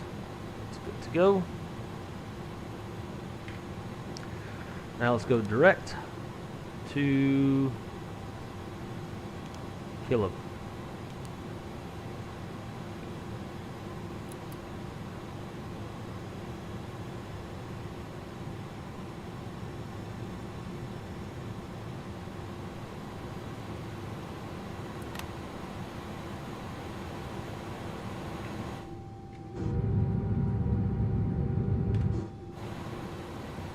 It's like the worst wing view ever.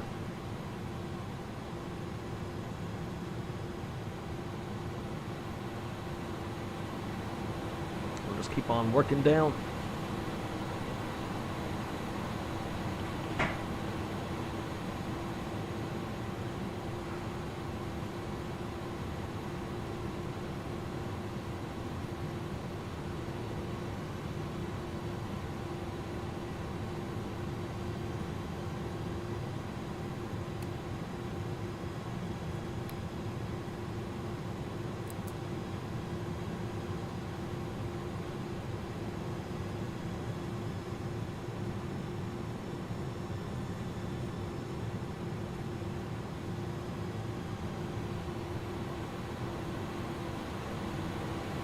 Alright, we're tracking to that final approach course.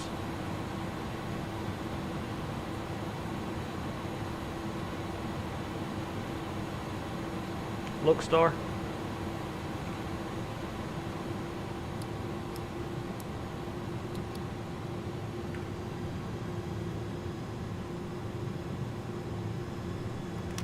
Last 15.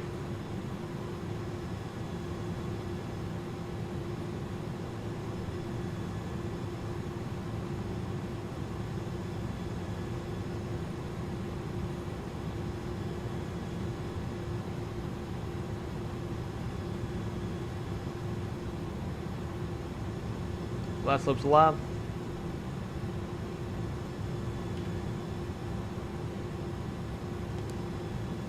VAP is 139. That's with the 5 knots wind correction. Alright, look. Last slope's coming down.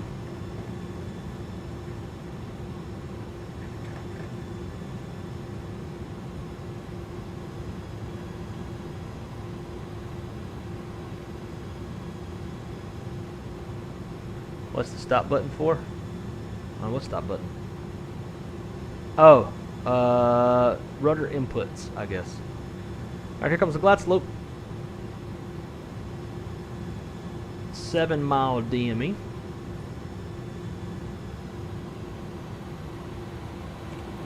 You're down.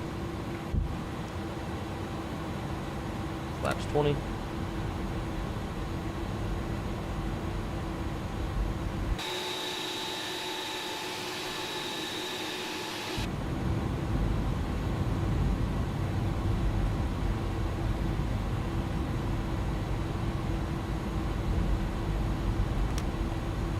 Flaps full.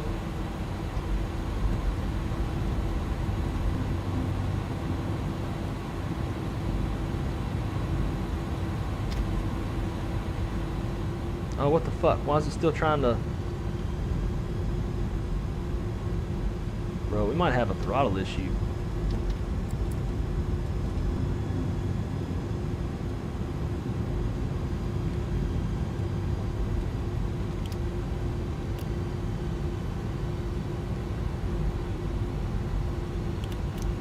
Alright, let's do this.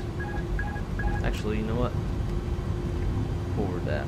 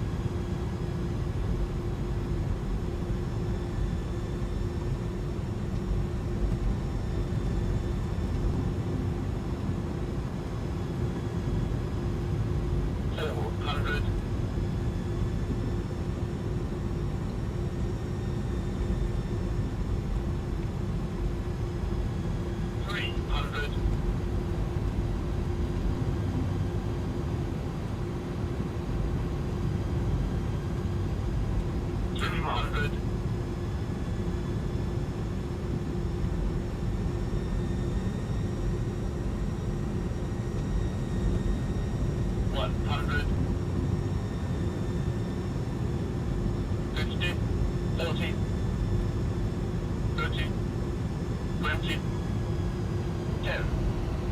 9,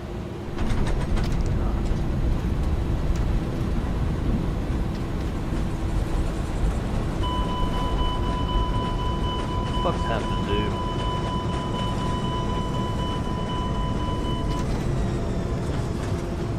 We're fucked. Dude, the fucking engines won't fuck off.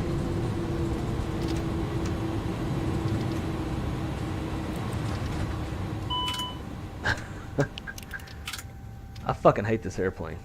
Any builds can suck a dick.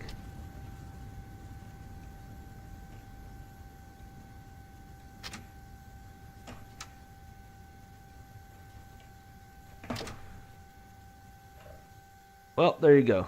We made it to Pensacola. That's horse shit, dude. Throttles are screwed. And it's only like that in this airplane.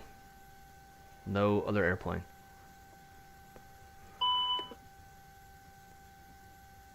Yeah, I said fuck it, just shut them down.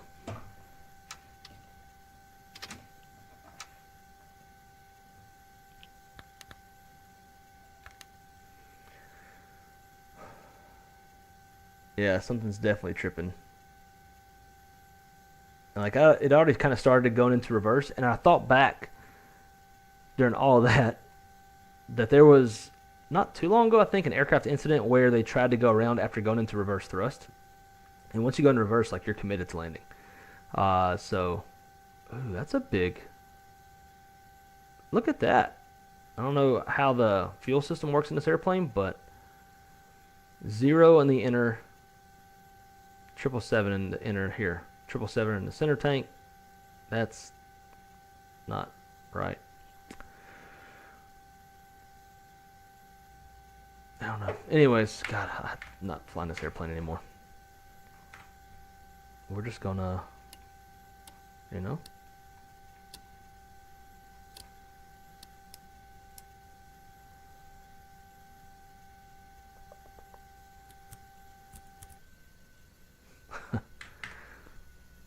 Good thing we're not on VAT sim. Somebody come tow us off. Smooth for boxes. That's about right. Yeah, 300 is a pain to land. Time to call the tow. Yep, 100%. I don't know what's going on, dude. Before we do anything else, let's try this. All right, so reverser on axis. No. Like I have the Bravo, but it's like it acts as a button, not like an axis. So no on that. All right, reset calibration. Start calibration. Set idle position. Idle set. All right, now set toga. Set toga position set. All right, now let's watch the throttles here. So I still have them max toga. If I go into idle, it goes into reverse. If I come out of idle, still coming out, and it finally, and look at that, but it goes to like 40% or so, based off what we were seeing on the taxi out. If I go back in idle, I'm not even in idle. I'm just coming down a little bit and just reverse. And I'm not even in reverse. And then if I turn reverse on, then it's doing this. That's why it was doing that. So for some reason, when I have the aircraft in reverse, it tries to go toga. Let me look at something.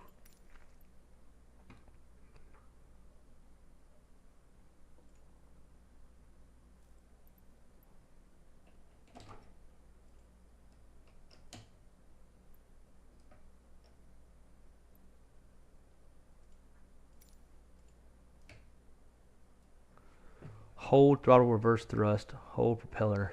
Okay. So those are conflicting.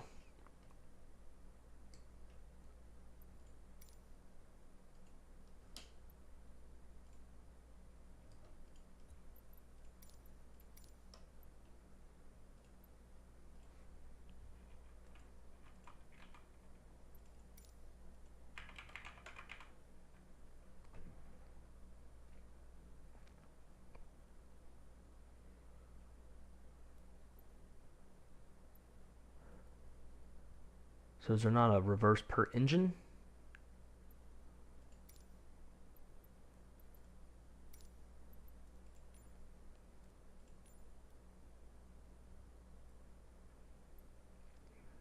Reverse axis.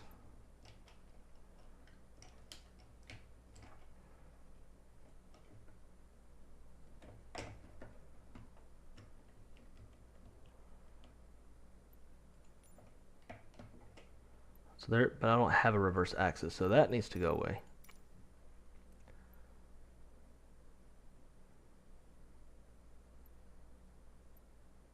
Oh wait, no, never mind. Throttle 4 axis. That's never mind. I know what that is. I think I just have that set in the event that I'm flying a 3 or 4 engine airplane. Throttle axis 3, throttle axis 2, throttle axis 1, hold throttle reverse. Okay, so I just need to have one of these set.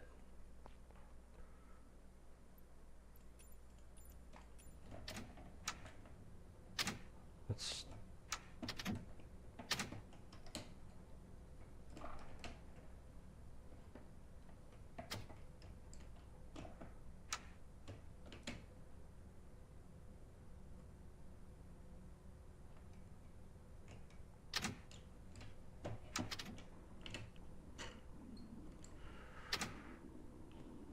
now it's going.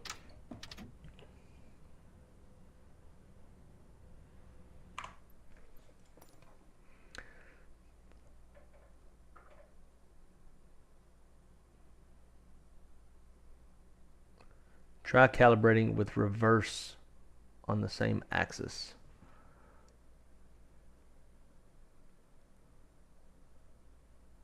Kieran, GSX does have a tow feature that you can build into the pushback.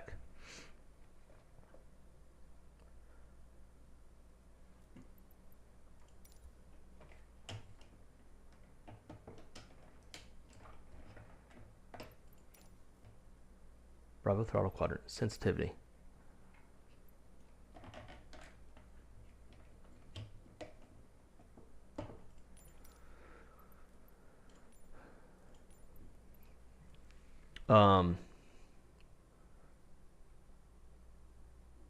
Maybe set toga first, then idle. Try calibrating with reverse on the same axis.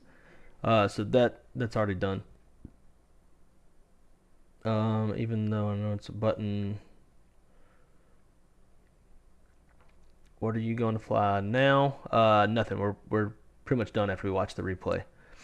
GR3000. Dude, I just subscribed.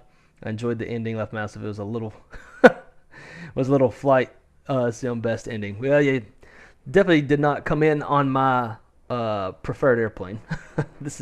It's always a struggle bus whenever we fly this airplane, and I believe this airplane gave birth to that struggle bus emoji. Yeah, +1 to vote to delete this thing. Yeah, I'm not a fan. That's a throttle 4 axis. Yeah. Just type reverse and you should see it. Did that.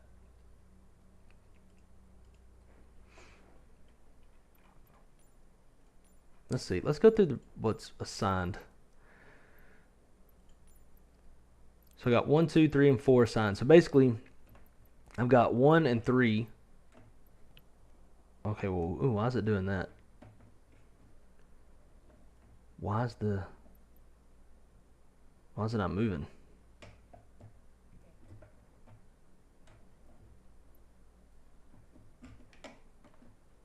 None of those are moving.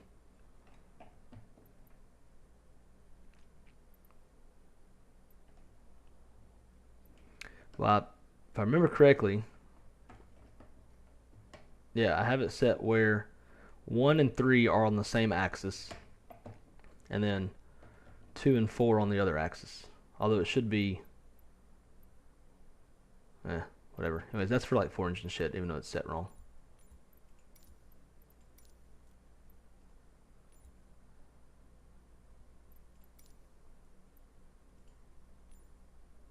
And I have a 4 engine set anyways.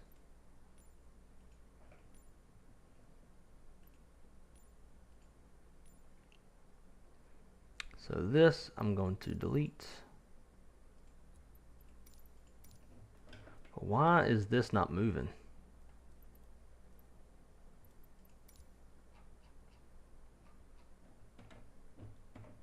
Moves there.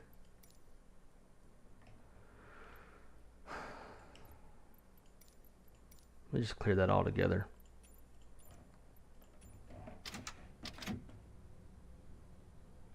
There's engine 1. Goes into reverse.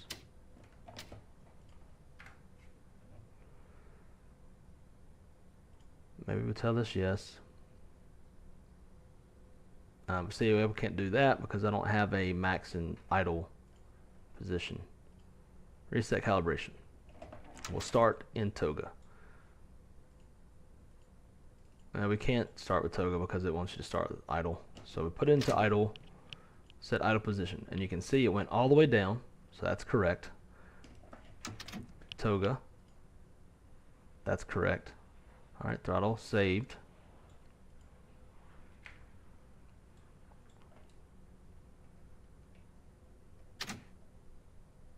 It still fucking does it. And look, that's where the levers are at. It's not even at idle, and it still goes into reverse.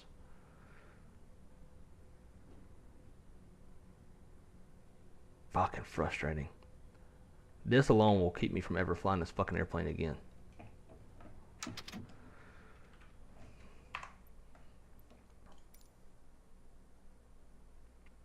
I wonder if I need to change to the other throttle axes for this airplane.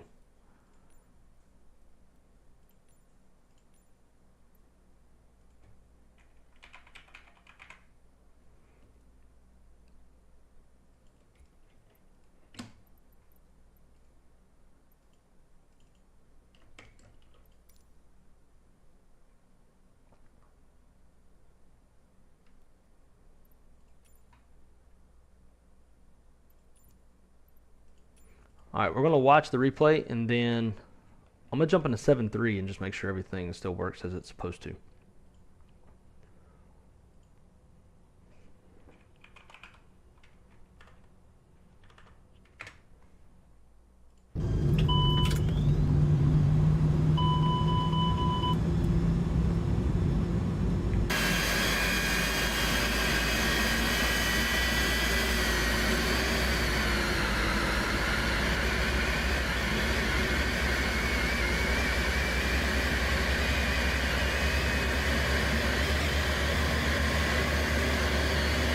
Alright, Josh, man, we'll see if you're still here, dude.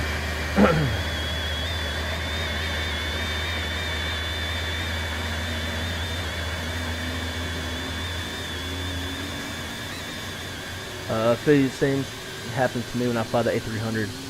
Yeah, see, I feel like it's something specifically with the A300. It's not, because all my other airplanes, everything works fine. Try to assign the button to toggle / hold reverse. That's where I had it previously. I even deleted it and tried it and it still didn't do anything.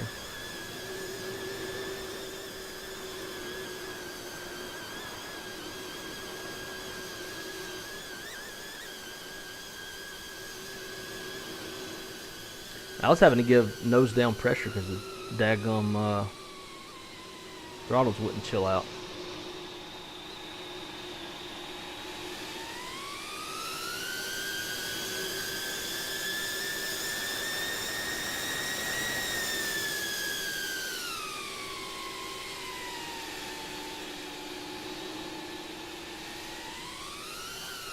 So the engines are just up and down.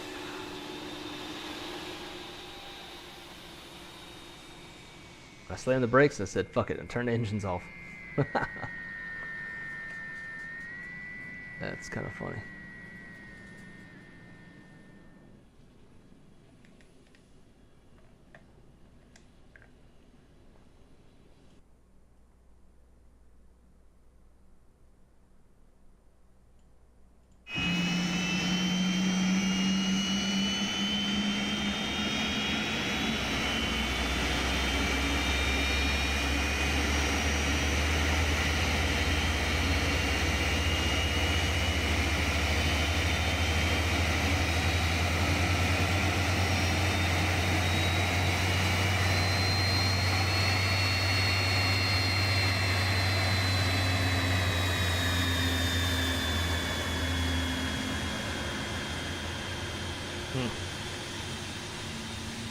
Not impressed with this airplane at all. Alright, let's try the 7.3 real quick. Then I gotta run. Do some dishes before the girlfriend gets here so we can go out to eat.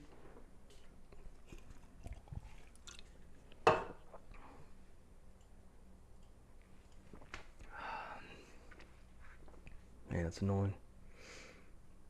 But JR, I appreciate it, dude. Catch me flying the Airbus one day, and then you'll be a little more impressed with my capabilities.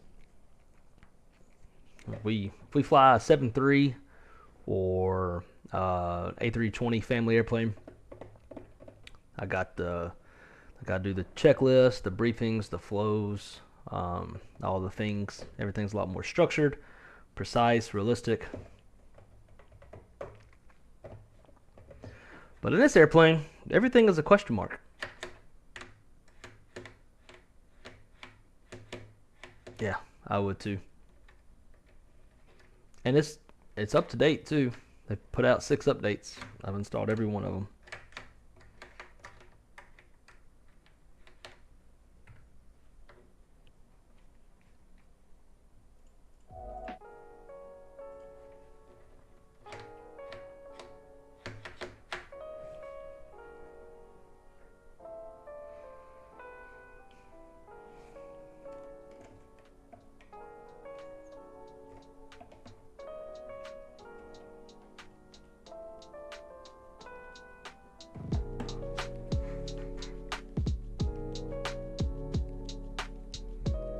Sure takes this thing a hot minute to get back to the menu too.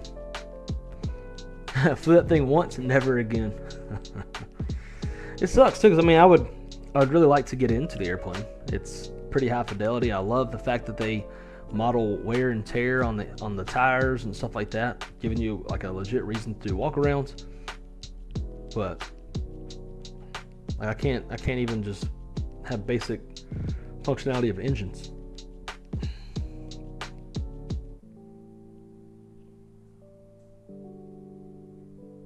How did that song just change?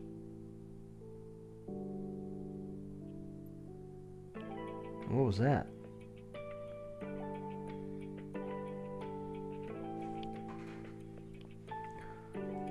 A weird sound.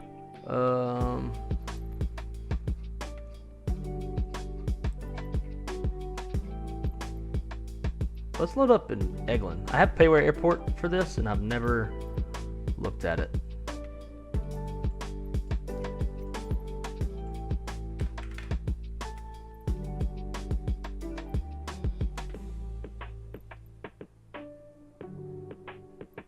Let's get the sporty one.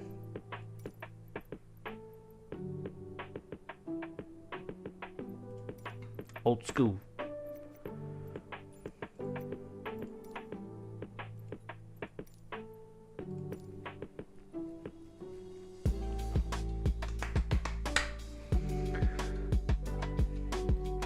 How long was this video? We're at 3 hours and 50 minutes. But we usually take our time doing the pre-flight. We did a little look at the airport we took off from.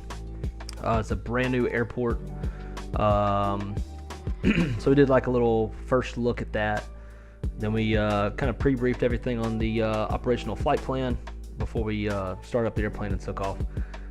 So things tend to run a little bit long on my channel just because when I'm able to, I like to kind of deep dive some of the stuff that other streamers don't really look at very often, mainly for learning purposes.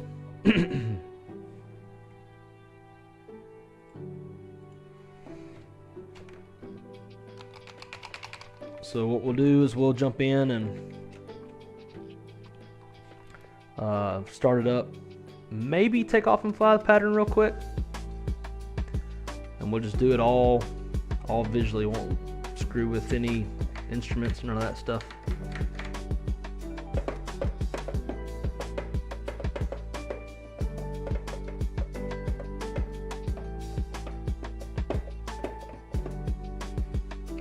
Do some actual flying.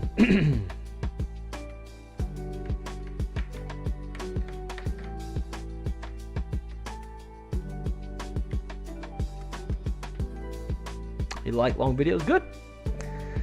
Mine can get pretty long. Yesterday we did 3 separate streams. I started at 7:30 in the morning and ended at 7:30 at night. But again, it was 3 separate streams. Biddy Bros, what game is this? This is Microsoft Flight Simulator 2020. And we had some issues on the inbound with the last airplane's throttles, so we're kind of doing some quick testing real fast in another airplane. Well, it doesn't look like the Microsoft Flight Sim map. Yeah, now this is what's this called? Stripper by Parallel 42, but it basically changes like you're loading scenes. And no, we're not going to be on Bat Sim. I sure wish this shit would hurry up, though.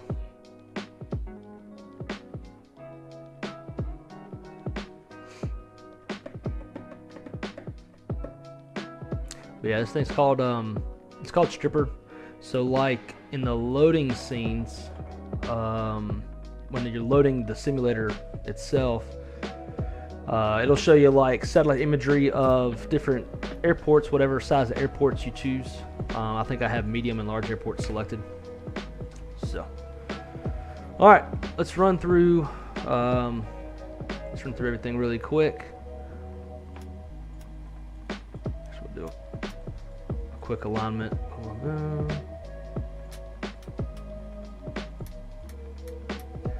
The 7.3 I am pretty well versed in, so I can roll through shit quick on this one.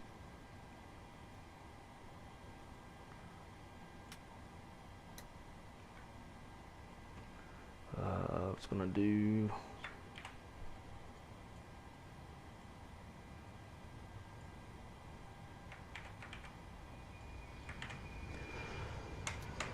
goes on.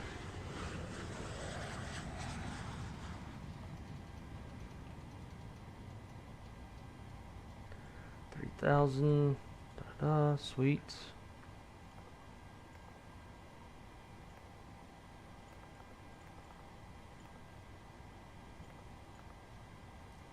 Huh. Iris position. Ah, I didn't put nothing in.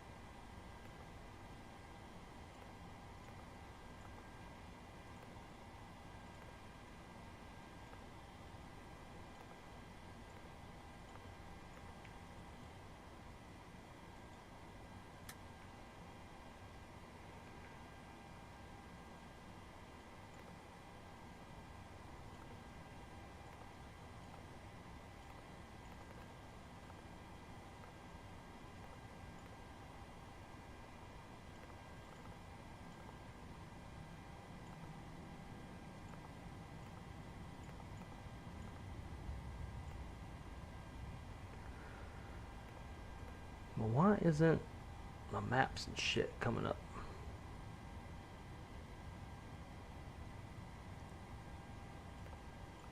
There we go. That is a very odd that long. All right, climb. Let's go to 3,000.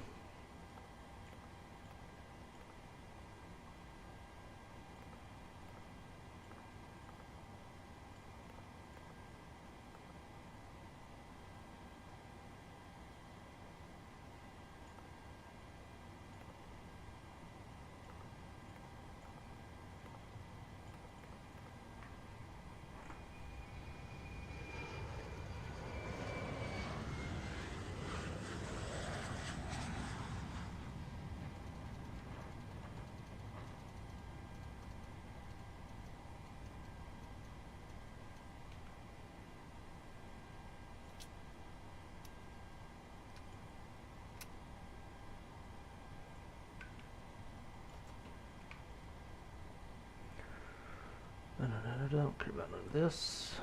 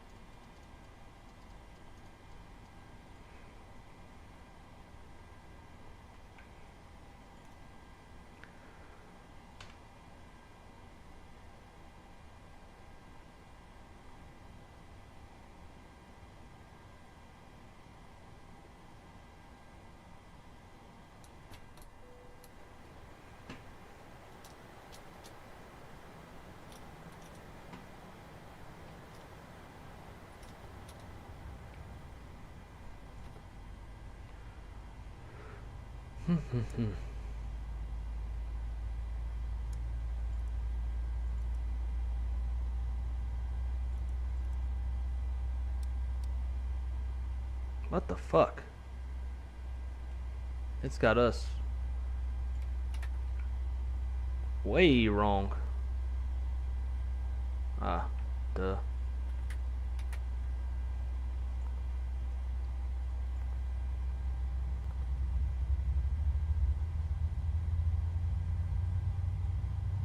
It doesn't even have us at the airport.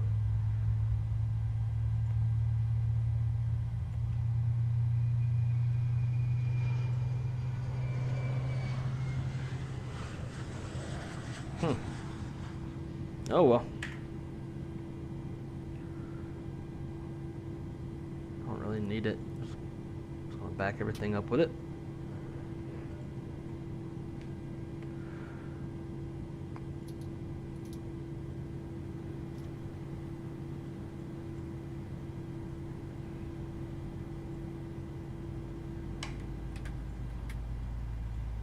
Did not want to do that.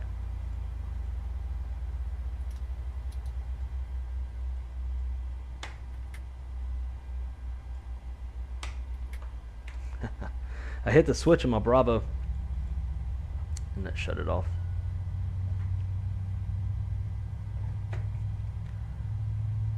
Alright, now that. Okay. So, alright, something's interfering. That might be what was wrong with the A300. Something's interfering with.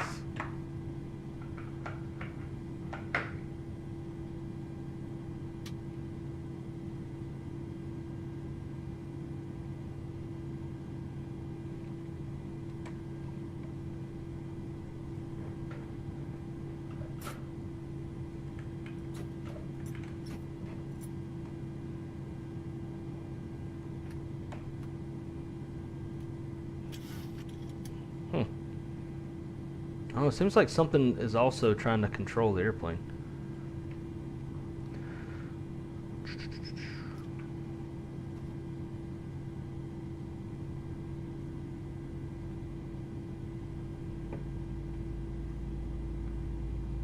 How do you make it look so good? I am streaming in 1440, so that will probably help with the clarity. I do have a texture mod for inside the airplane. So that'll make it look a little different. But other than that, don't really know. Have to go. I'll try to come to your next stream. Sounds good, man. Thank you for coming to hang out for a few. Rat Index A320. What is going on, man? Great to see you. Not a whole lot here. We're just about to do some quick testing with the throttles. Been having some issues with my throttles. So we're going to see if everything behaves correctly in the 7.3. We recently flew the A300 where we had the issues. So I'm kind of curious to see if is it just the 300 or do I have issues with the actual throttle itself. Alright, so let's see. Boom, boom.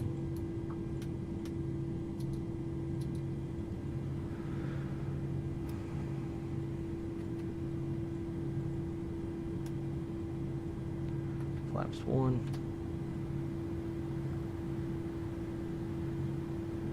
So the throttles are moving by themselves. Just makes me think there's something is afoot. 4.7. Okay.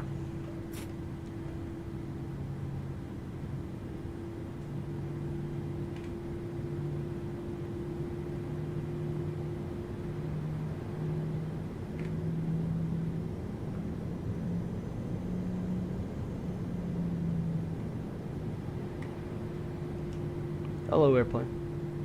Excuse me.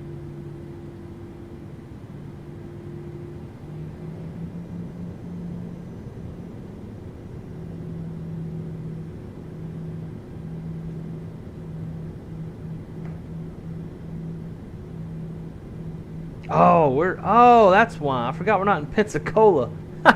We're at fucking Eglin. That's why. Shit. I forgot. So we just landed in Pensacola on the last flight.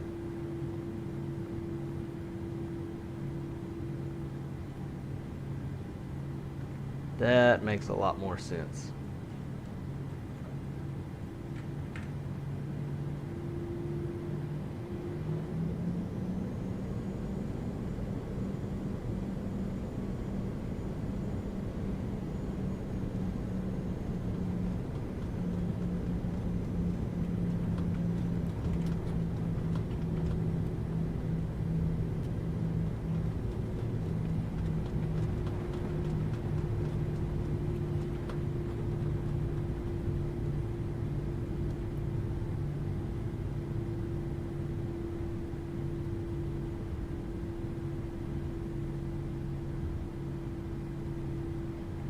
Odd stuff going on with the ground textures here.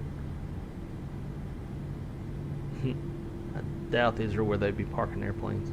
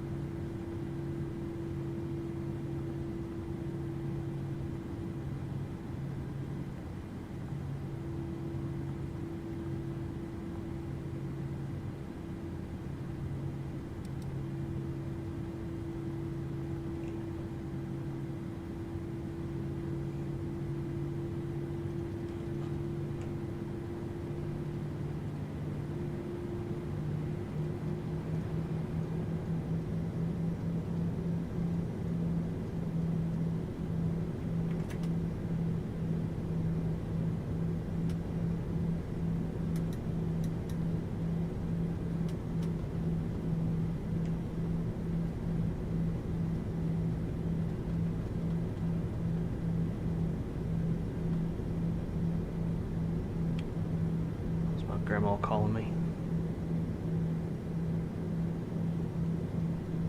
Here we go.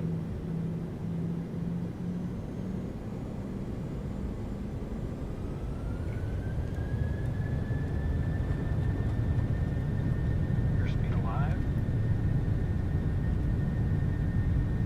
80 knots.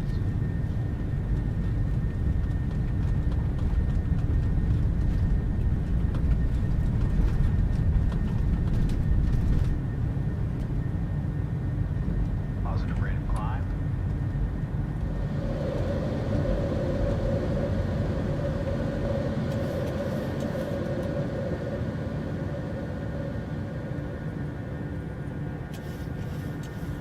So far everything's working the way it should with the throttles.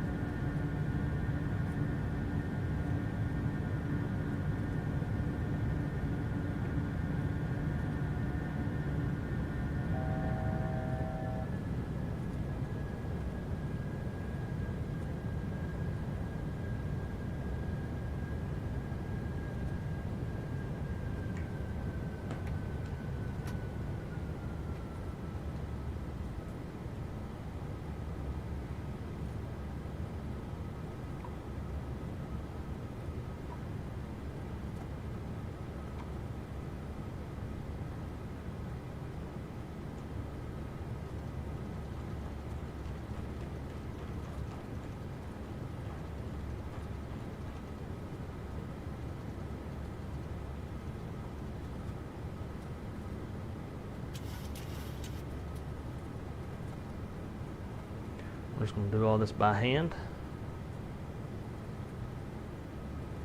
The main question is, the reverse thrust going to work correctly when we land?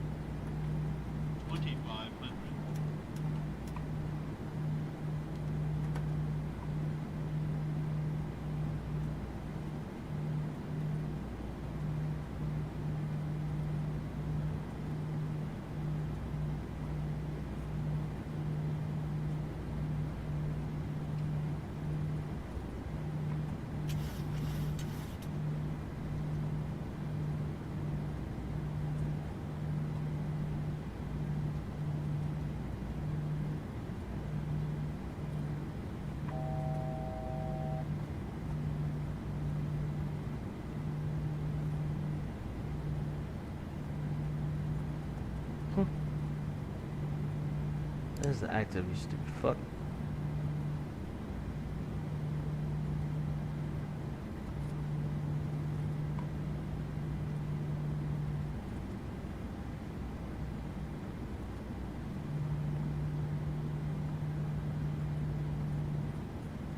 I give up.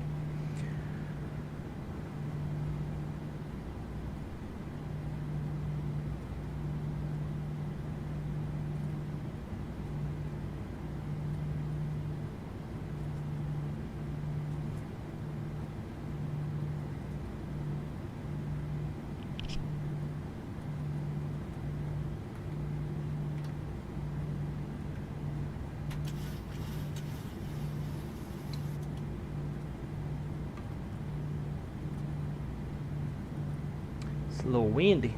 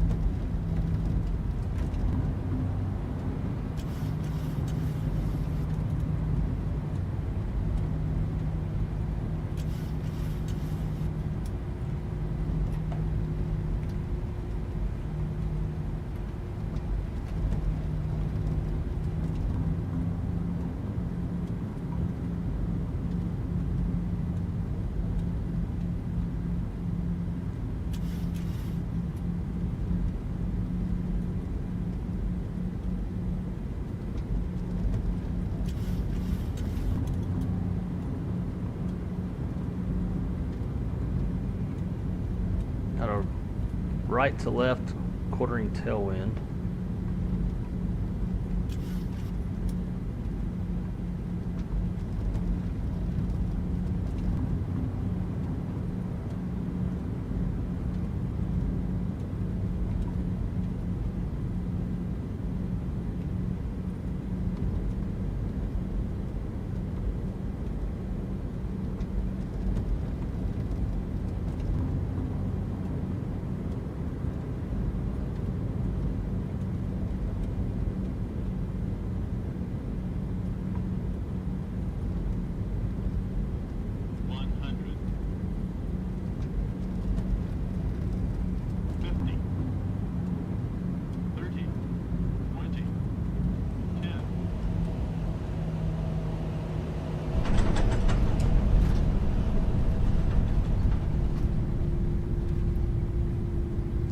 No reverse thrust.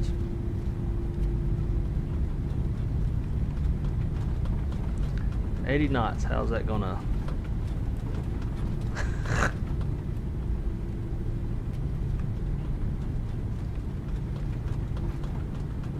I doubt the nose can stay up that slow.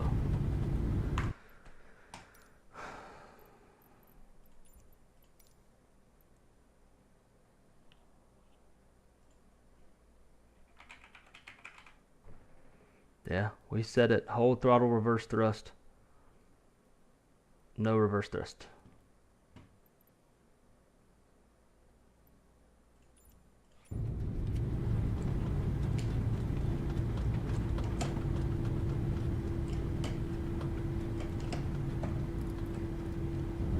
I think I just figured out what the problem was.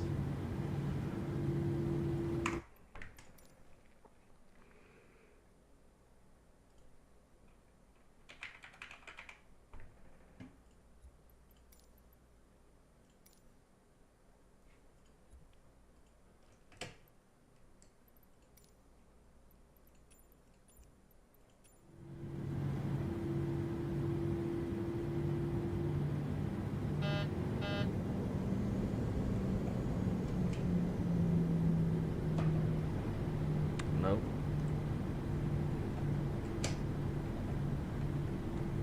No, come on. What the fuck?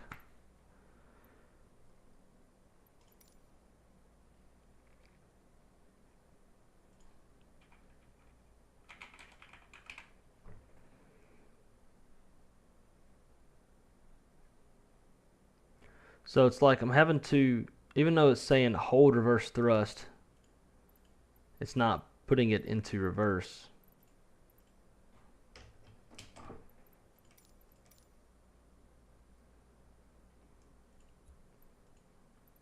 Whereas this one will hold reverse thrust, will put it into reverse, but then I have to give like forward throttle for it to actually do what it's supposed to do.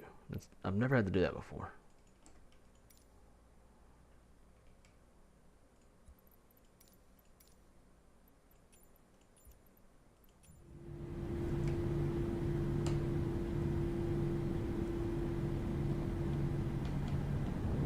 Yeah. Which is horseshit.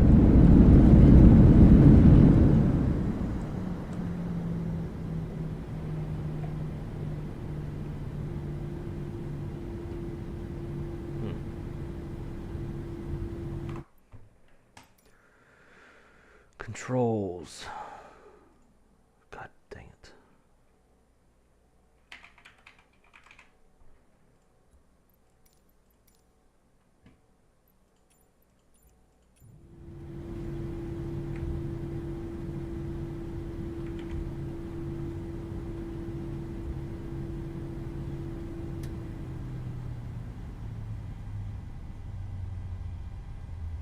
Okay.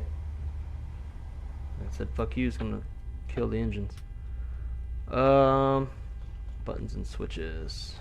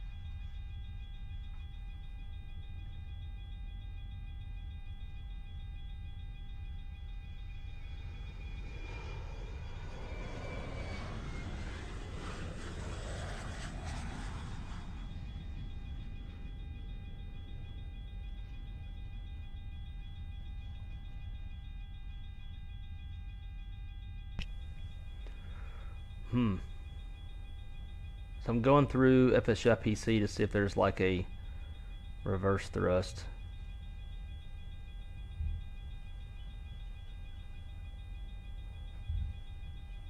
But I'll probably have to do this some other time.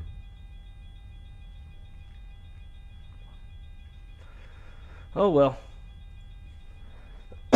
Our testing was inconclusive. So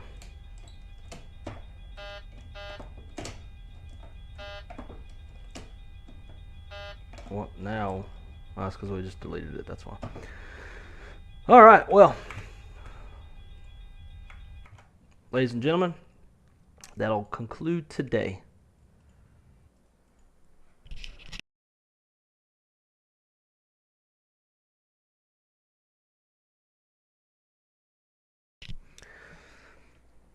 You combine decreased throttle to it.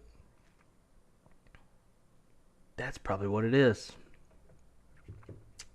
I think that's, yeah, I think you're right. I think it is, instead of the like hold reverse, toggle reverse, I think it is increase or decrease throttle. That's probably what it is. I'll check the next time I fly.